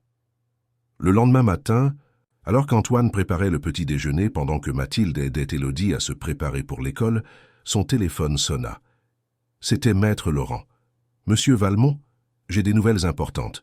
Pouvez-vous parler ?»« Oui, je... »« Vous écoute, » répondit Antoine, s'éloignant de la cuisine pour ne pas être entendu par Élodie. « Les enquêteurs financiers ont fait une découverte majeure cette nuit. Une série de transferts bancaires reliant directement Philippe Marceau aux sociétés écrans que nous avions identifiées. Des fonds importants ont été déplacés juste après l'éclatement du scandale. » Antoine sentit son cœur s'accélérer. « C'est la preuve que nous cherchions. » « Pas encore suffisant pour vous disculper entièrement, » tempéra l'avocat. « Mais c'est un élément très incriminant pour Marceau. Les enquêteurs veulent vous revoir pour compléter votre déposition à la lumière de ces nouvelles informations. » « Bien sûr, quand ? Cet après-midi si possible. Il semble pressé. Je crois que votre visite d'hier a eu l'effet escompté.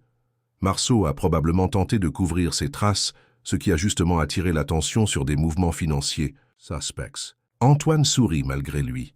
Leur stratégie fonctionnait. Philippe commençait à commettre des erreurs. Je serai là, confirma-t-il. Envoyez-moi l'adresse et l'heure exacte. Après avoir raccroché, il rejoignit Mathilde et Élodie dans la salle de bain où la fillette brossait énergiquement ses dents pendant que sa mère tressait ses cheveux. « De bonnes nouvelles ?» demanda Mathilde, ayant remarqué son expression. « Très bonne », confirma Antoine. Les enquêteurs ont trouvé des preuves reliant Philippe aux sociétés écrans. Je dois les rencontrer cet après-midi. Mathilde sourit, partageant son soulagement. Tu vois, la vérité finit toujours par éclater. Quelle vérité? Demanda Élodie, curieuse, la bouche pleine de dentifrice. Antoine s'agenouilla pour se mettre à sa hauteur. La vérité sur une histoire compliquée de grandes personnes. Mais le plus important, c'est que bientôt tout ira bien pour nous tous. Est-ce que ça veut dire que tu pourras revoir ta fille? Demanda innocemment Élodie, surprenant Antoine par sa perspicacité. Il avait parlé de Camille à la fillette, lui montrant des photos, lui racontant des anecdotes. Élodie, loin d'être jalouse, s'était montrée fascinée par cette grande sœur qu'elle n'avait jamais rencontrée. « Oui, ma puce, répondit-il ému, ça veut dire que je pourrai revoir Camille, et que peut-être un jour vous pourrez vous rencontrer. » Élodie sourit largement, révélant sa bouche pleine de mousse de dentifrice. « Super, je lui montrerai tous mes dessins et on pourra jouer. » Ensemble. Cette vision simple d'un avenir où les deux fillettes pourraient se connaître et s'apprécier toucha profondément Antoine. Pour la première fois, il envisageait concrètement un monde où les fragments brisés de sa vie pourraient être rassemblés, non pas à l'identique, mais dans une nouvelle configuration, plus authentique et plus riche. Après avoir accompagné Élodie à l'école, Antoine aida Mathilde à ouvrir la boutique. Ils travaillèrent côte à côte toute la matinée, composant des bouquets, servant les clients, partageant des sourires complices et des effleurements discrets qui témoignaient de leur complicité grandissante. À midi, alors qu'ils déjeunaient rapidement dans l'arrière-boutique, le téléphone d'Antoine sonna à nouveau.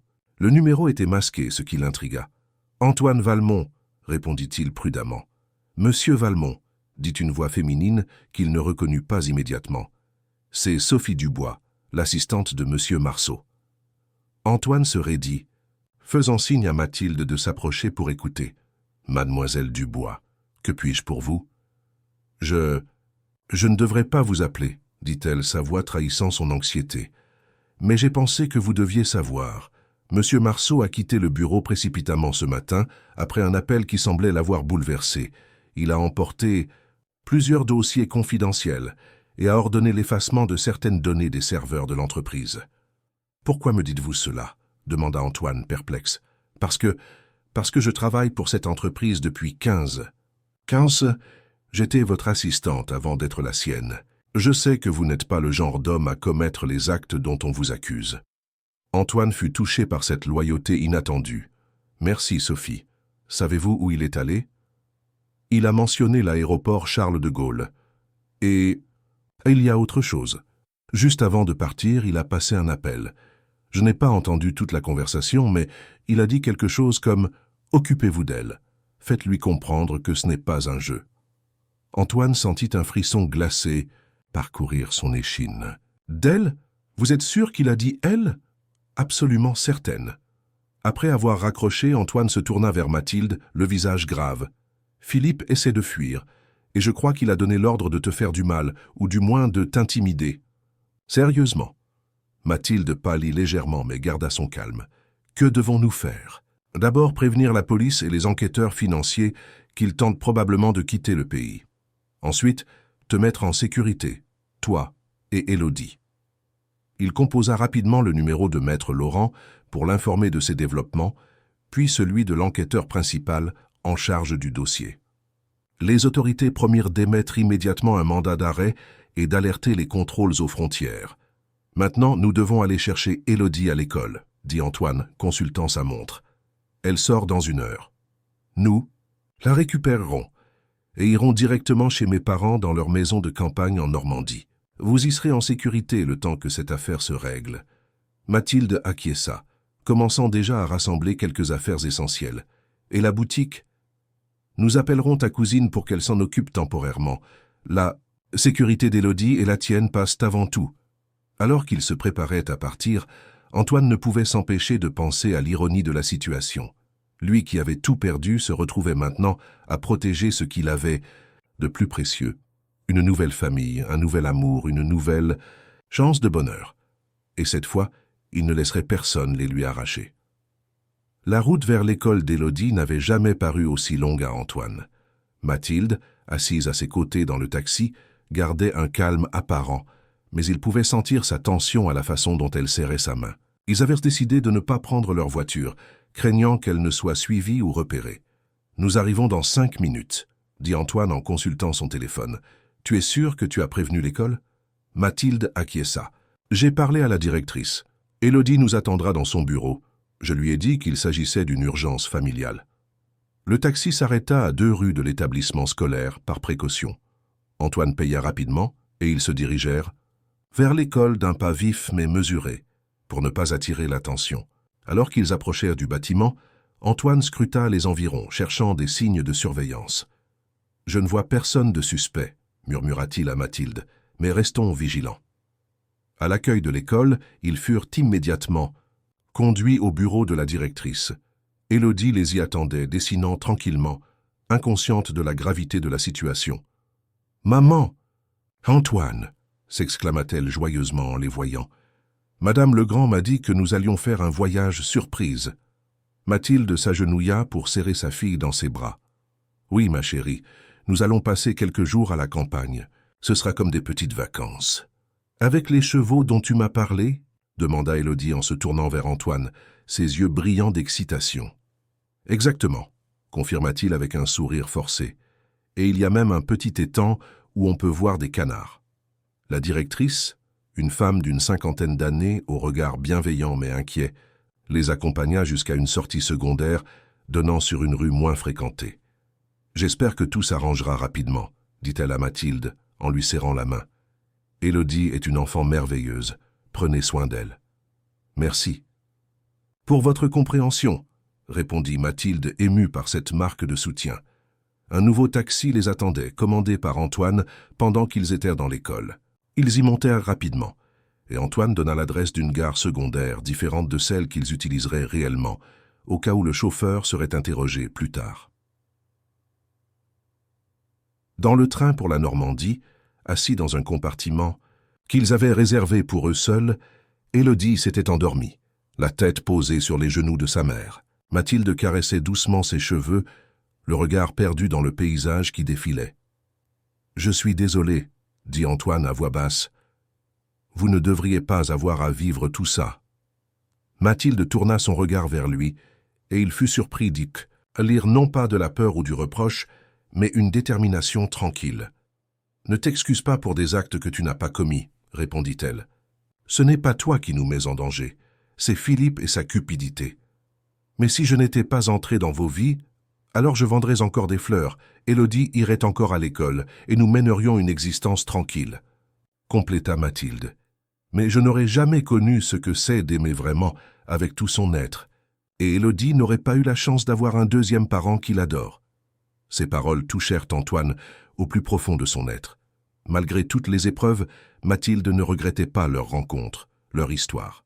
« Tu es extraordinaire, » murmura-t-il en prenant sa main libre. « Je ne mérite pas une femme comme toi. » « Ce n'est pas une question de mérite, Antoine, c'est une question de choix, et je t'ai choisi, avec tout ce que cela implique. » Le reste du voyage se déroula dans un silence confortable. Antoine reçut plusieurs appels de Maître Laurent, l'informant des développements de l'affaire. Philippe avait effectivement tenté de quitter le pays, mais avait été intercepté à l'aéroport alors qu'il s'apprêtait à embarquer pour Dubaï avec un passeport sous un nom d'emprunt. Les autorités avaient saisi plusieurs disques durs et documents qu'il transportait, ainsi que d'importantes sommes en liquide. « C'est une excellente nouvelle, » conclut l'avocat. « Sa tentative de fuite est pratiquement un aveu. De plus, les documents saisis pourraient contenir les preuves qui nous manquaient. Et ces hommes de main, s'inquiéta Antoine, ceux qui surveillaient Mathilde et Élodie. La police les recherche activement. 2 suspects ont déjà été identifiés grâce aux caméras de surveillance près de la boutique. Il s'agit d'anciens agents de sécurité privée, embauchés par une société écran liée à Philippe. Antoine se sentit légèrement rassuré, mais il savait que la prudence restait de mise. Philippe avait des ressources, des contacts. Même en garde à vue, il pourrait tenter de leur nuire. La maison de campagne des parents d'Antoine se trouvait dans un petit village normand, à 1 heure de Deauville. C'était une belle demeure du XIXe siècle, entourée d'un jardin luxuriant et de pommiers centenaires. Ses parents, retraités depuis plusieurs années, partagèrent leur temps entre cette résidence et un appartement à Nice, où ils se trouvaient actuellement.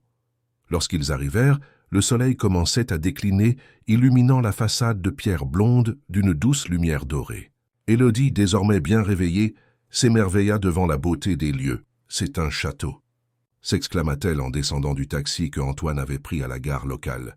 « Pas tout à fait, » sourit-il, touché par son enthousiasme. « Mais c'est la maison où j'ai passé tous mes étés quand j'étais enfant. » La gouvernante, madame Leclerc, une femme d'une 60aine d'années qui s'occupait de la propriété en l'absence des propriétaires, les accueillit chaleureusement. Antoine l'avait prévenu de leur arrivée, sans entrer dans les détails, mentionnant simplement « une situation familiale délicate. J'ai préparé les chambres et fait quelques courses », annonça-t-elle.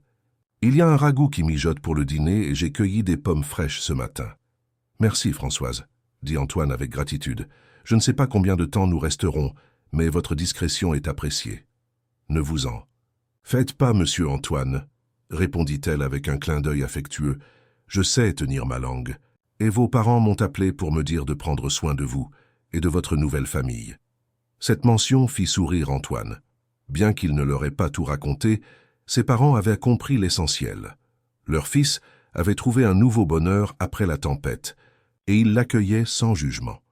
Madame Leclerc fit visiter la maison à Mathilde et Élodie, montrant à la fillette sa chambre, qui avait été celle d'Antoine enfant, avec ses étagères encore garnies de livres d'aventures et de figurines, de chevaliers. « Je vais vous laisser vous installer, » dit la gouvernante. « Je reviendrai demain matin pour le petit déjeuner. Si vous avez besoin de quoi que ce soit, ma maison est juste au bout du chemin. » Après son départ, Élodie explora joyeusement la propriété, découvrant avec émerveillement les vieux arbres grimpants, la petite mare aux canards et la balançoire accrochée à un chêne centenaire. Mathilde la suivait, partageant son excitation, apparemment déterminée à transformer cette fuite précipitée en une aventure positive pour sa fille. Antoine les observait depuis la terrasse, son cœur empli d'un mélange d'amour et d'inquiétude. Cette scène de bonheur simple lui semblait si précieuse, si fragile dans le contexte des menaces qui planaient encore. Son téléphone vibra, interrompant sa contemplation. C'était un message de Maître Laurent. « Nouvelles importantes. Pouvez-vous parler ?» Antoine s'éloigna légèrement pour passer l'appel. « Je vous écoute », dit-il dès que l'avocat décrocha. « L'enquête progresse rapidement », annonça Laurent. « Les documents saisis sur Philippe contiennent des preuves accablantes. Il avait gardé des traces détaillées de toutes ses manœuvres, probablement pour se protéger contre d'éventuels complices. Quel genre de preuves ? Des relevés bancaires, des correspondances avec des partenaires offshore, des instructions pour falsifier des documents financiers. Mais le plus important, c'est qu'ils ont trouvé un enregistrement. « Un enregistrement ?» répéta Antoine, intrigué. Philippe avait apparemment l'habitude d'enregistrer certaines conversations sensibles, parmi elles une discussion avec Bernard. Lecomte, le président du conseil d'administration, datant de 3 mois avant l'éclatement du scandale. Antoine sentit son cœur s'accélérer. Bernard Lecomte avait été l'un des premiers à le condamner publiquement, à exiger sa démission. Que dit cet enregistrement? Il révèle que Lecomte était complice du complot. En échange de son aide pour vous évincer, Philippe lui promettait un pourcentage des actions de l'entreprise après sa prise de contrôle. Lecomte craignait votre projet d'expansion en Asie, qui aurait dilué son influence au sein du groupe. Cette révélation frappa Antoine comme un coup physique. Bernard Lecomte, un homme qu'il respectait, avec qui il avait collaboré étroitement pendant des années, l'avait délibérément trahi. « Les enquêteurs sont en train d'interroger Lecomte maintenant », poursuivit Maître Laurent. Étant donné les preuves accablantes, ils s'attendent à ce qu'il coopère pour obtenir une peine réduite. Et Philippe? A-t-il commencé à parler? Pas encore. Il maintient son innocence, prétend que les documents ont été falsifiés, mais son avocat sait que sa position est intenable. Je pense qu'il essaie de négocier un accord avant de faire des aveux complets. Après avoir raccroché, Antoine resta un moment immobile, digérant ces nouvelles. Le puzzle se complétait enfin. Ce n'était pas seulement Philippe, mais un complot plus large impliquant des personnes en qui il avait placé sa confiance. « Antoine ?» La voix douce de Mathilde le tira de ses pensées. Elle se tenait à quelques pas, l'observant avec sollicitude. « Bonnes ou mauvaises nouvelles ?»« Bonnes », répondit-il en lui tendant la main pour l'attirer près de lui. « Très bonnes, même. Les preuves s'accumulent. Philippe a été arrêté et d'autres complices sont identifiés. » Il lui raconta en détail ce que l'avocat venait de lui apprendre. Mathilde écouta attentivement, son visage s'éclairant progressivement. « Alors, c'est presque fini, » dit-elle quand il eut terminé. « Tu vas pouvoir être disculpé publiquement. »« Oui, » confirma Antoine. « Et peut-être même récupérer une partie de ce que j'ai perdu. Pas tout, certainement, mais assez pour recommencer sur des bases solides. »« Qu'est-ce que tu veux dire ?» demanda Mathilde, une ombre d'inquiétude traversant son regard. Antoine comprit immédiatement sa crainte. « Je ne parle pas de revenir à ma vie d'avant, » la rassura-t-il en prenant son visage entre ses mains. « Cette vie-là est terminée et je n'en veux plus. Je parle de récupérer suffisamment de ressources pour assurer notre avenir ensemble, pour qu'Élodie puisse avoir toutes les opportunités qu'elle mérite, pour agrandir peut-être la boutique. De fleurs si tu le souhaites. » Le soulagement se peignit sur le visage de Mathilde. « J'ai eu peur pendant un instant que tu ne veuilles retrouver ton monde d'avant, tes responsabilités, ton statut. »« Ce monde m'a trahi, » répondit simplement Antoine, « et il m'a fallu tout perdre pour comprendre à quel point il était vide. » De sens. « Non, mon avenir est avec toi et Élodie. Si tu veux bien de moi, bien sûr. » Pour toute réponse, Mathilde l'embrassa tendrement. « Je pense que c'est assez clair, » murmura-t-elle contre ses lèvres. Leur moment d'intimité fut interrompu par les cris joyeux d'Élodie qui courait vers eux, tenant dans ses mains un petit objet qu'elle avait découvert. « Regardez ce que j'ai trouvé !» s'exclama-t-elle en leur montrant un vieux sifflet en bois sculpté. Il était caché dans le creux d'un arbre. Antoine reconnut avec émotion le sifflet que son grand-père lui avait fabriqué, qu'il avait effectivement caché dans un arbre, creux pour les aventures futures, comme il le disait alors. « C'est un sifflet magique, » expliqua-t-il à Élodie en s'agenouillant à sa hauteur. « Mon grand-père l'a fabriqué pour moi quand j'avais à peu près ton âge. Il disait que si on soufflait dedans au moment du coucher du soleil, on pouvait faire un vœu. » Les yeux d'Élodie s'écarquillèrent de fascination. « On peut essayer? Le soleil est presque couché. »« Bien sûr, » sourit Antoine, touché par sa foi dans la magie de l'enfance, quelque chose qu'il avait perdu depuis longtemps et qu'elle lui permettait de redécouvrir. Ils se dirigèrent vers le bord du jardin, là où la vue s'étendait sur les collines normandes baignées de lumière dorée. Le soleil touchait presque l'horizon, embrasant le ciel de teintes orangées et pourpres. « Tu dois fermer les yeux très fort, » instruisit Antoine. « Penser très fort à ton souhait, puis souffler dans le sifflet. » Élodie suivit ses instructions avec un sérieux touchant. Elle ferma ses yeux, fronça légèrement les sourcils dans sa concentration, puis souffla maladroitement dans le sifflet, produisant un son doux et légèrement tremblotant. Quand elle rouvrit les yeux, le soleil avait disparu derrière les collines, laissant place à une lumière crépusculaire d'une beauté apaisante. « Ça a marché ?» demanda Antoine, curieux de savoir quel vœu elle avait pu formuler. Élodie hocha solennellement la tête.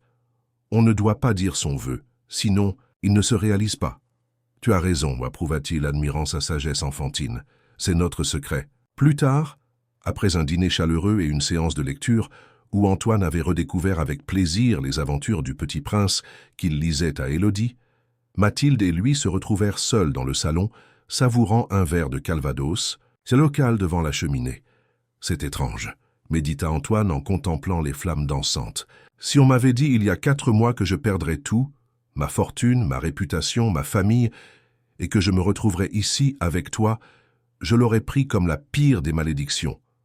Et pourtant, encouragea doucement Mathilde. Et pourtant, je n'ai jamais été aussi heureux, aussi en paix avec moi-même. C'est comme si j'avais passé toute ma vie à courir après quelque chose qui, une fois obtenu, s'est révélé sans valeur. Et qu'en perdant tout, j'ai finalement trouvé ce qui compte vraiment. » Mathilde posa sa tête sur son épaule, sa présence chaude et réconfortante à ses côtés. La vie a de ses paradoxes. Parfois, on doit tout perdre pour tout gagner. Le téléphone d'Antoine vibra à nouveau. C'était un message de Maître Laurent. Le comte a tout avoué. Philippe également face aux preuves accablantes. Une conférence de presse est prévue demain pour annoncer officiellement que vous avez été victime d'un complot. Votre nom sera lavé publiquement, félicitations. Antoine montra le message à Mathilde qui laissa échapper un petit cri de joie. « C'est fini! Tu es innocenté !»« Oui », confirma-t-il, ressentant un mélange complexe d'émotions, soulagement, vindicte, mais aussi une étrange détermination. C'est un nouveau départ, pour nous tous. Cette nuit-là, blotti contre Mathilde dans le grand lit de la chambre, d'invité, Antoine réfléchit à l'extraordinaire parcours qui avait été le sien. De l'homme d'affaires impitoyable et solitaire qu'il était, obsédé par le succès et le pouvoir, il était devenu quelqu'un de profondément différent. Quelqu'un qui valorisait l'amour, la simplicité, l'authenticité. Et alors qu'il sombrait dans le sommeil, il se surprit à formuler son propre vœu, comme si le vieux sifflet en bois avait encore un peu de magie à offrir. Que cette nouvelle vie, cette seconde chance dure pour toujours. Le lendemain matin, ils furent réveillés par les pas énergiques d'Élodie dans le couloir et ses petits coups excités à leur porte. « Maman !»« Antoine, venez voir, il y a quelqu'un qui arrive !» Intrigués et légèrement inquiets, ils s'habillèrent rapidement et descendirent. Par la fenêtre du salon, ils aperçurent une voiture inconnue qui remontait l'allée de gravier menant à la maison. Antoine sentit Mathilde se tendre à ses côtés. « Tu attendais quelqu'un ?»« Non, » répondit-il perplexe. « Personne ne sait que nous sommes ici à part Maître Laurent et mes parents. » La voiture s'arrêta devant la maison et Antoine reconnut avec stupéfaction la silhouette qui en descendait, Hélène, son ex-femme, et à côté d'elle une petite fille aux longs cheveux bruns attachés en queue de cheval, Camille. « Ma fille, » murmura-t-il, le cœur battant à tout rompre. « Vas-y, » l'encouragea doucement Mathilde. « Va les accueillir. Élodie et moi vous attendrons ici. » Antoine sortit sur le perron submergé par l'émotion. Camille, l'apercevant, se figea un instant, puis s'élança vers lui en criant « Papa !» Il la rattrapa dans ses bras, la serrant. Contre lui comme le trésor le plus précieux, des larmes de joie coulant librement sur ses joues. Cela faisait des mois qu'il n'avait pas pu la voir, la tenir ainsi. « Ma chérie !» murmura-t-il contre ses cheveux, « tu m'as tellement manqué. »« Toi aussi, papa !» répondit-elle en s'accrochant à son cou. « Maman m'a dit que des méchants avaient raconté des mensonges sur toi, mais que maintenant tout le monde sait la vérité. » Antoine leva les yeux vers Hélène, qui se tenait à quelques pas, le visage empreint d'une expression complexe, mêlant regret et soulagement. « Hélène, » dit-il, simplement. « Comment as-tu su que nous étions ici ?»« Tes parents, » répondit-elle. « J'ai essayé de te joindre après avoir vu les informations ce matin. La police a fait une déclaration annonçant l'arrestation de Philippe et Bernard. Ton nom a été complètement blanchi. Quand je n'ai pas pu te joindre, j'ai appelé tes parents. Ils m'ont dit que tu étais ici, avec ta nouvelle famille. » Il y avait une note de tristesse dans sa voix, mais pas d'amertume, ce qui surprit Antoine. « Je suis... Désolé, Antoine ?» poursuivit-elle. « J'aurais dû te faire confiance, te soutenir. Au lieu de cela, j'ai fui à la première difficulté, emmenant Camille loin de toi. »« Tu as fait ce que tu pensais être juste pour la protéger, » répondit-il sans rancune. Le chemin qu'il avait parcouru ces derniers mois lui avait appris à lâcher prise, à pardonner. Camille, toujours dans ses bras, regarda par-dessus son épaule vers la maison. « C'est qui ?» demanda-t-elle en désignant Mathilde et Élodie qui se tenaient sur le seuil. Antoine se tourna, portant sa fille, pour faire face à Mathilde et Élodie. Un moment de vérité, de rencontre entre son passé et son avenir. « Camille, je voudrais te présenter des personnes très importantes pour moi, » dit-il doucement. « Voici Mathilde et sa fille Élodie. Elles m'ont aidé et soutenu quand j'étais très triste. » Élodie fit un petit pas en avant, tenant fermement la main de sa mère, mais ses yeux brillaient de curiosité et d'excitation. « C'est toi, Camille ?» demanda-t-elle. « J'ai vu tes photos. Antoine m'a dit que tu sais faire du vélo sans petite roue. Tu pourras m'apprendre. » Cette question simple, posée avec l'innocence propre aux enfants, brisa instantanément la glace. Camille demanda à son père de la poser à terre et s'approcha d'Élodie avec un sourire timide. « D'accord, » répondit-elle. « Et toi, tu peux me montrer tes dessins ? Papa m'a dit que tu dessines super bien. » Tandis que les fillettes faisaient connaissance, échangeant déjà des confidences comme si elles se connaissaient. Depuis toujours, Antoine se tourna vers Hélène qui observait la scène avec une expression indéchiffrable. « Nous avons beaucoup à discuter, » dit-il, à propos de Camille, de l'avenir. Hélène acquiesça. Oui, mais pas aujourd'hui. Aujourd'hui, je voulais juste que Camille te voie, qu'elle sache que son père est un homme bien innocent des accusations portées contre lui. Et je voulais te demander pardon. Il n'y a rien à pardonner, répondit Antoine. Nous avons tous les deux fait des erreurs. L'important maintenant, c'est Camille, son bonheur. Hélène jeta un regard vers Mathilde, qui se tenait discrètement à l'écart, respectant ce moment de retrouvailles familiales. Elle semble être une femme bien, dit-elle doucement, différente de ce à quoi tu étais habitué. Elle, ça est extraordinaire, confirma simplement Antoine.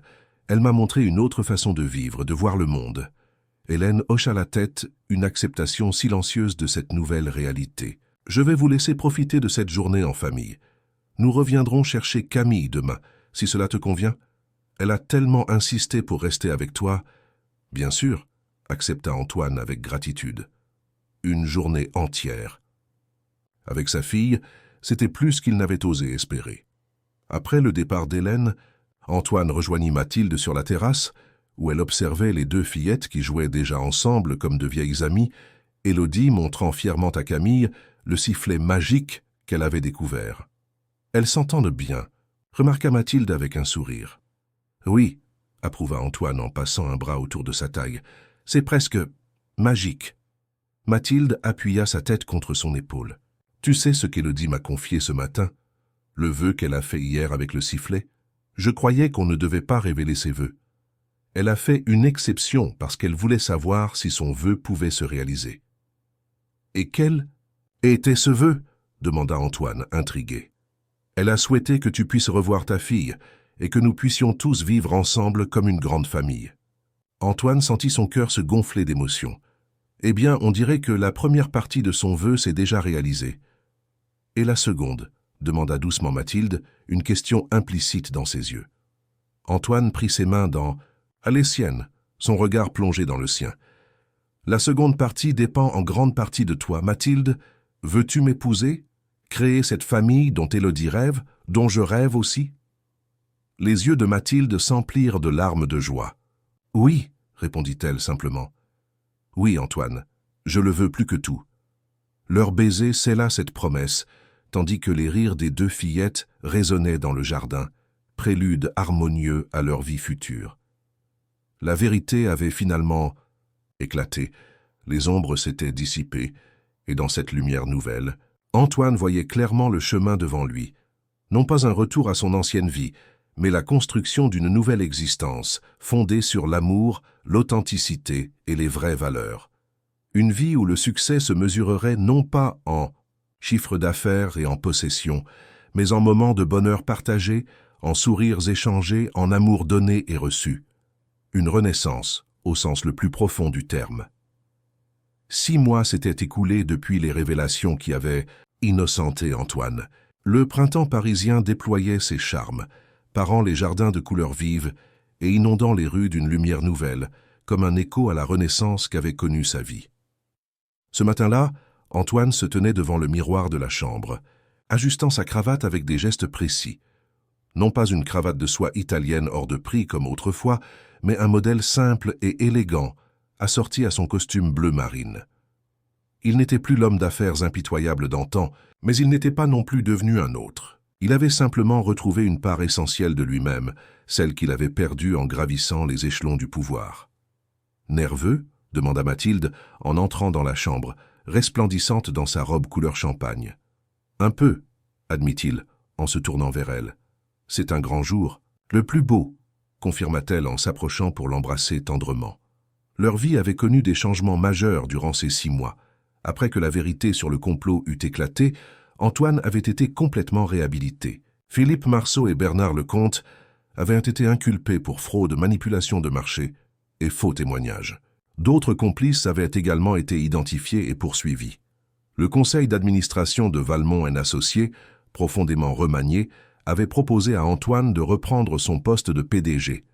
À la surprise générale, il avait décliné l'offre, préférant prendre un rôle de conseiller stratégique qui lui laissait la liberté nécessaire pour équilibrer vie professionnelle et personnelle. « Je ne veux plus jamais sacrifier ma famille pour ma carrière », avait-il expliqué aux actionnaires. « J'ai appris à mes dépens que le succès professionnel n'a aucun sens s'il se fait au détriment de ceux qu'on aime. » Une partie substantielle de ses biens lui avait été restituée, lui permettant d'offrir à Mathilde et Élodie une vie confortable, sans revenir aux excès de son ancienne existence. Ils avaient choisi d'acheter une belle maison avec jardin dans le 14e arrondissement de Paris, suffisamment spacieuse pour accueillir leur famille recomposée, mais loin du faste ostentatoire de son ancien appartement avenue Foch. La boutique. Les Fleurs de Mathilde avait déménagé dans un local plus grand, toujours à Montmartre, mais avec une vitrine plus accueillante et un espace atelier où Mathilde pouvait désormais donner des cours d'art floral. Antoine y passait encore du temps régulièrement, trouvant dans cet environnement une paix qu'aucun bureau luxueux ne lui avait jamais procurée. Sa relation avec Hélène s'était apaisée. Après des discussions franches et parfois difficiles, ils avaient établi un arrangement de garde partagé qui permettait à Camille de passer une semaine sur 2 avec son père et sa nouvelle famille. La fillette s'était rapidement attachée à Mathilde, dont la douceur et l'authenticité contrastaient avec l'élégance plus distante de sa mère. Et avec Élodie, elle avait développé une complicité de sœurs qui réchauffait le cœur d'Antoine chaque fois qu'ils les voyaient ensemble. « Les filles sont prêtes ?» demanda-t-il, en vérifiant une dernière fois son apparence. « Camille aide Élodie avec sa couronne de fleurs, » répondit Mathilde. « Elles sont adorables toutes les deux. » Ils descendirent au salon où les attendèrent leurs témoins, Jules, un ami d'enfance d'Antoine qui était resté fidèle pendant la tourmente, et Sophie, la cousine de Mathilde qui avait tenu la boutique, pendant leur exil forcé en Normandie. « Mon vieux, tu as l'air d'un homme heureux », remarqua Jules en donnant une accolade chaleureuse à Antoine. « Je le suis », confirma-t-il simplement. Plus que je ne l'ai jamais été. Les fillettes apparurent, ravissantes dans leurs robes assorties, Camille en bleu pâle, Élodie en rose tendre, toutes deux portant des couronnes de fleurs fraîches que Mathilde avait préparées la veille. « Regardez comme on est belle !» s'exclama Élodie en tournoyant pour faire voler sa jupe. « Les plus belles demoiselles d'honneur de tout Paris !» confirma Antoine en s'agenouillant pour les embrasser toutes les deux. Le cortège prit place dans les 2 voitures qui attendaient devant la maison. Ils avaient choisi de célébrer leur mariage dans les jardins du Luxembourg, à l'endroit même où ils s'étaient rencontrés pour la première fois. Une section avait été privatisée pour l'occasion, décorée avec goût par Mathilde elle-même, qui avait créé des arrangements floraux d'une beauté saisissante, mêlant roses anciennes, pivoines et fleurs sauvages dans une symphonie de couleurs pastel. La cérémonie fut simple mais émouvante. Entourée d'une 50aine d'invités, bien loin des 300 personnes qui avaient assisté au premier mariage d'Antoine, ils échangèrent leurs vœux sous un kiosque enguirlandé de fleurs grimpantes. Élodie et Camille se tenaient fièrement à leur côté, portant les alliances sur de petits coussins brodés. « Antoine », commença Mathilde, d'une voix légèrement tremblante, « lorsque je t'ai rencontré sur ce banc, il y a 1 an presque. Jour pour jour, tu étais un homme brisé. Je n'ai pas vu le riche homme d'affaires dont parlèrent les journaux, mais simplement un être humain qui souffrait. Aujourd'hui, je vois un homme qui a retrouvé sa lumière, son intégrité, sa joie de vivre. Je promets de t'aimer dans les bons comme dans les mauvais moments, de te soutenir dans tes choix, de construire avec toi une famille où l'amour et le respect seront toujours au centre de tout. » Antoine, ému aux larmes, prit à son tour la parole. « Mathilde, tu m'as sauvé dans tous les sens du terme. Tu m'as offert un refuge quand tout s'écroulait autour de moi, mais plus important encore, tu m'as montré une façon de vivre que j'avais oubliée. Authentique, généreuse, centrée, sur l'essentiel. Tu as vu en moi l'homme que je pouvais être, pas celui que j'étais devenu. Je te promets de t'aimer et de te chérir chaque jour, de ne jamais oublier les leçons que j'ai apprises, de faire passer notre famille avant tout le reste, et de cultiver chaque jour le bonheur simple et profond que nous avons trouvé ensemble. » Il y eut un murmure ému parmi les invités lorsqu'ils échangèrent leurs anneaux, des créations simples en or blanc que le bijoutier avait gravées à l'intérieur d'une phrase choisie par Antoine. « Des ruines peut naître le plus beau des jardins. » Après la cérémonie, la réception se déroula dans un restaurant proche, une adresse confidentielle que Mathilde adorait pour son jardin intérieur et sa cuisine authentique. Rien à voir avec les salons prestigieux où Antoine organisait autrefois ses événements professionnels, mais l'atmosphère y était infiniment plus chaleureuse, plus vivante. Les 77 deux familles se mêlaient harmonieusement. Les parents d'Antoine, revenus spécialement de Nice, discutaient avec animation avec la mère de Mathilde, une femme simple et joviale qui avait élevé seule sa fille après le départ précoce de son mari. Les anciens collègues d'Antoine, qui lui étaient de rester fidèles pendant la tourmente, échangeaient des anecdotes avec les clients réguliers de la boutique de fleurs, créant des ponts inattendus entre des mondes habituellement séparés.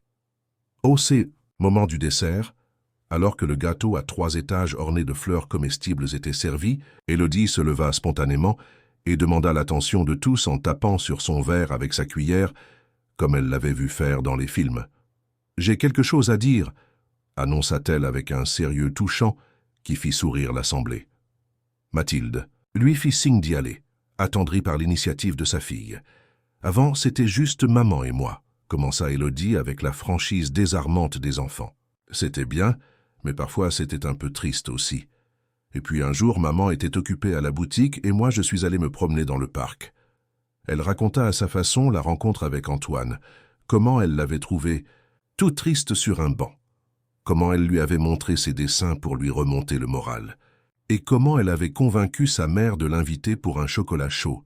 « Et maintenant, on est une vraie famille, » conclut-elle avec un grand sourire, « avec Antoine qui est comme mon papa maintenant, et Camille qui est comme ma sœur, et même un chat qu'on va adopter la semaine prochaine. » Cette révélation inattendue fit rire l'assemblée, car Antoine et Mathilde n'avaient pas encore annoncé cette future adoption féline, cédant aux supplications conjointes des deux fillettes. « Alors je voulais juste dire que je suis très heureuse, » termina Élodie, « et que mon vœu avec le sifflet magique s'est réalisé. » Antoine se leva pour prendre la fillette dans ses bras, profondément ému par cette déclaration spontanée. « Merci, Élodie, » murmura-t-il contre ses cheveux. « Ton vœu a changé ma vie. » La soirée se poursuivit dans une ambiance joyeuse et détendue. Antoine observait sa nouvelle famille, son cœur débordant de gratitude. Camille et Élodie dansaient ensemble sur la petite piste improvisée, leurs robes tournoyant au rythme de la musique. Mathilde discutait avec animation avec sa mère et Sophie, rayonnante dans sa simplicité élégante. Jules vint s'asseoir à côté de lui, 2 verres de champagne à la main. « Tiens, mon ami, tu mérites de célébrer. » Antoine accepta le verre avec un sourire reconnaissant. « Merci d'avoir été là, Jules, pendant les mauvais moments et maintenant pour les bons. C'est à ça que servent les amis, » répondit simplement Jules. « Tu sais, je dois t'avouer quelque chose. Quand tout ce scandale a éclaté, j'ai eu des doutes. Pas sur ton innocence, mais sur ta capacité à t'en remettre. Tu avais construit toute ton identité autour de ton succès professionnel. Je craignais que sans cela, tu ne sois perdu. » « J'étais perdu, » admit Antoine. « Complètement. Et puis, Élodie et Mathilde m'ont trouvé. »« Elles t'ont fait un sacré cadeau, » observa Jules en regardant les 2 fillettes qui riaient aux éclats. « Le plus beau des cadeaux, » confirma Antoine. « Elles m'ont rappelé qui j'étais vraiment, sous les costumes, les titres et les comptes en banque. » La soirée s'acheva doucement, les invités prenant congé les uns après les autres. Antoine et Mathilde décidèrent de rentrer à pied, profitant de la douceur de cette soirée de mai. Les fillettes, fatiguées mais heureuses, marchaient devant eux continuant leur bavardage complice. « Alors, Madame Valmont, satisfaite de cette journée ?» ça demanda Antoine en prenant la main de Mathilde dans la sienne. Elle sourit à l'évocation de son nouveau nom, plus que satisfaite, parfaitement heureuse. « J'ai une surprise pour toi, » annonça-t-il alors qu'ils approchèrent de leur maison. « J'ai attendu le bon moment pour t'en parler. »« Encore une surprise ? Tu m'as déjà offert cette magnifique bague, ce mariage de rêve. »« C'est différent, » expliqua Antoine. « C'est à propos de notre avenir. » Mathilde le regarda avec curiosité. « J'ai décidé de créer une fondation, » révéla-t-il. « Elle s'appellera Renaissance et aura pour mission d'aider les personnes qui traversent des crises majeures dans leur vie. Faillite, scandale médiatique, rupture traumatisante, à se reconstruire. Pas seulement financièrement, mais humainement. « C'est une idée merveilleuse, » approuva Mathilde, visiblement touchée. « Et j'aimerais que tu en sois la co-directrice, » poursuivit Antoine. « parce que personne mieux que toi ne sait comment aider quelqu'un à retrouver sa lumière. » Mathilde s'arrêta pour le regarder droit dans les yeux. « Tu es sûr? Je n'ai aucune expérience dans la gestion d'une fondation. Tu as l'expérience de la vie, de la résilience, de la compassion authentique. Le reste s'apprend, et nous le ferons ensemble. » Elle l'embrassa tendrement, scellant cet engagement comme ils avaient scellé leurs vœux quelques heures plus tôt. « J'ai déjà trouvé nos premiers locaux, » ajouta Antoine. « Devine où? Dis-moi. » « Juste à côté de ta boutique de fleurs à Montmartre. J'ai pensé que ce serait symbolique. Les fleurs pour embellir la vie, la fondation pour la reconstruire. » Cette attention la toucha profondément. « Tu as pensé? » « À tout. J'ai surtout pensé à nous, à notre équilibre. Je ne veux plus jamais être cet homme obsédé par le travail, absent pour sa famille. La fondation nous permettra de travailler ensemble, de donner du sens à ce que nous avons vécu, tout en gardant du temps pour les filles, pour nous. » Ils reprirent leur marche, rattrapant Camille et Élodie, qui s'étaient arrêtées pour admirer un chat perché sur un muret. « Regardez !» s'exclama Élodie. « Il est comme celui qu'on va adopter. »« Encore plus beau !» renchérit Camille. « On pourrait peut-être en prendre deux ?» Antoine et Mathilde échangèrent un regard amusé. La négociation pour le chat venait apparemment de passer à un niveau supérieur. Arrivés devant leur maison, ils prirent un moment pour contempler sa façade accueillante. Les fenêtres illuminées par les lumières laissées allumées, le petit jardin où Mathilde avait planté des rosiers grimpants qui commençaient à fleurir. C'était si différent de l'appartement luxueux mais impersonnel où Antoine avait vécu avec Hélène, si différent aussi du petit 2 pièces au-dessus de la boutique. C'était leur foyer créé ensemble, à l'image de leur famille recomposée. « Bienvenue à la maison, Madame Valmont », murmura Antoine en ouvrant la porte. « Bienvenue à la maison, Monsieur le fleuriste philanthrope », répondit Mathilde avec un sourire taquin. Cette nuit-là, après avoir bordé les fillettes épuisées par cette journée riche en émotions, ils s'installèrent sur la terrasse qui donnait sur le jardin. La nuit était douce, le ciel de Paris étonnamment étoilé pour une grande ville. « Si on m'avait dit il y a un an que ma vie prendrait ce tournant, » médita Antoine. « Parfois, la vie nous emmène exactement là où nous devons être, » répondit Mathilde en se blottissant contre lui. « Même si le chemin semble incompréhensible sur le moment.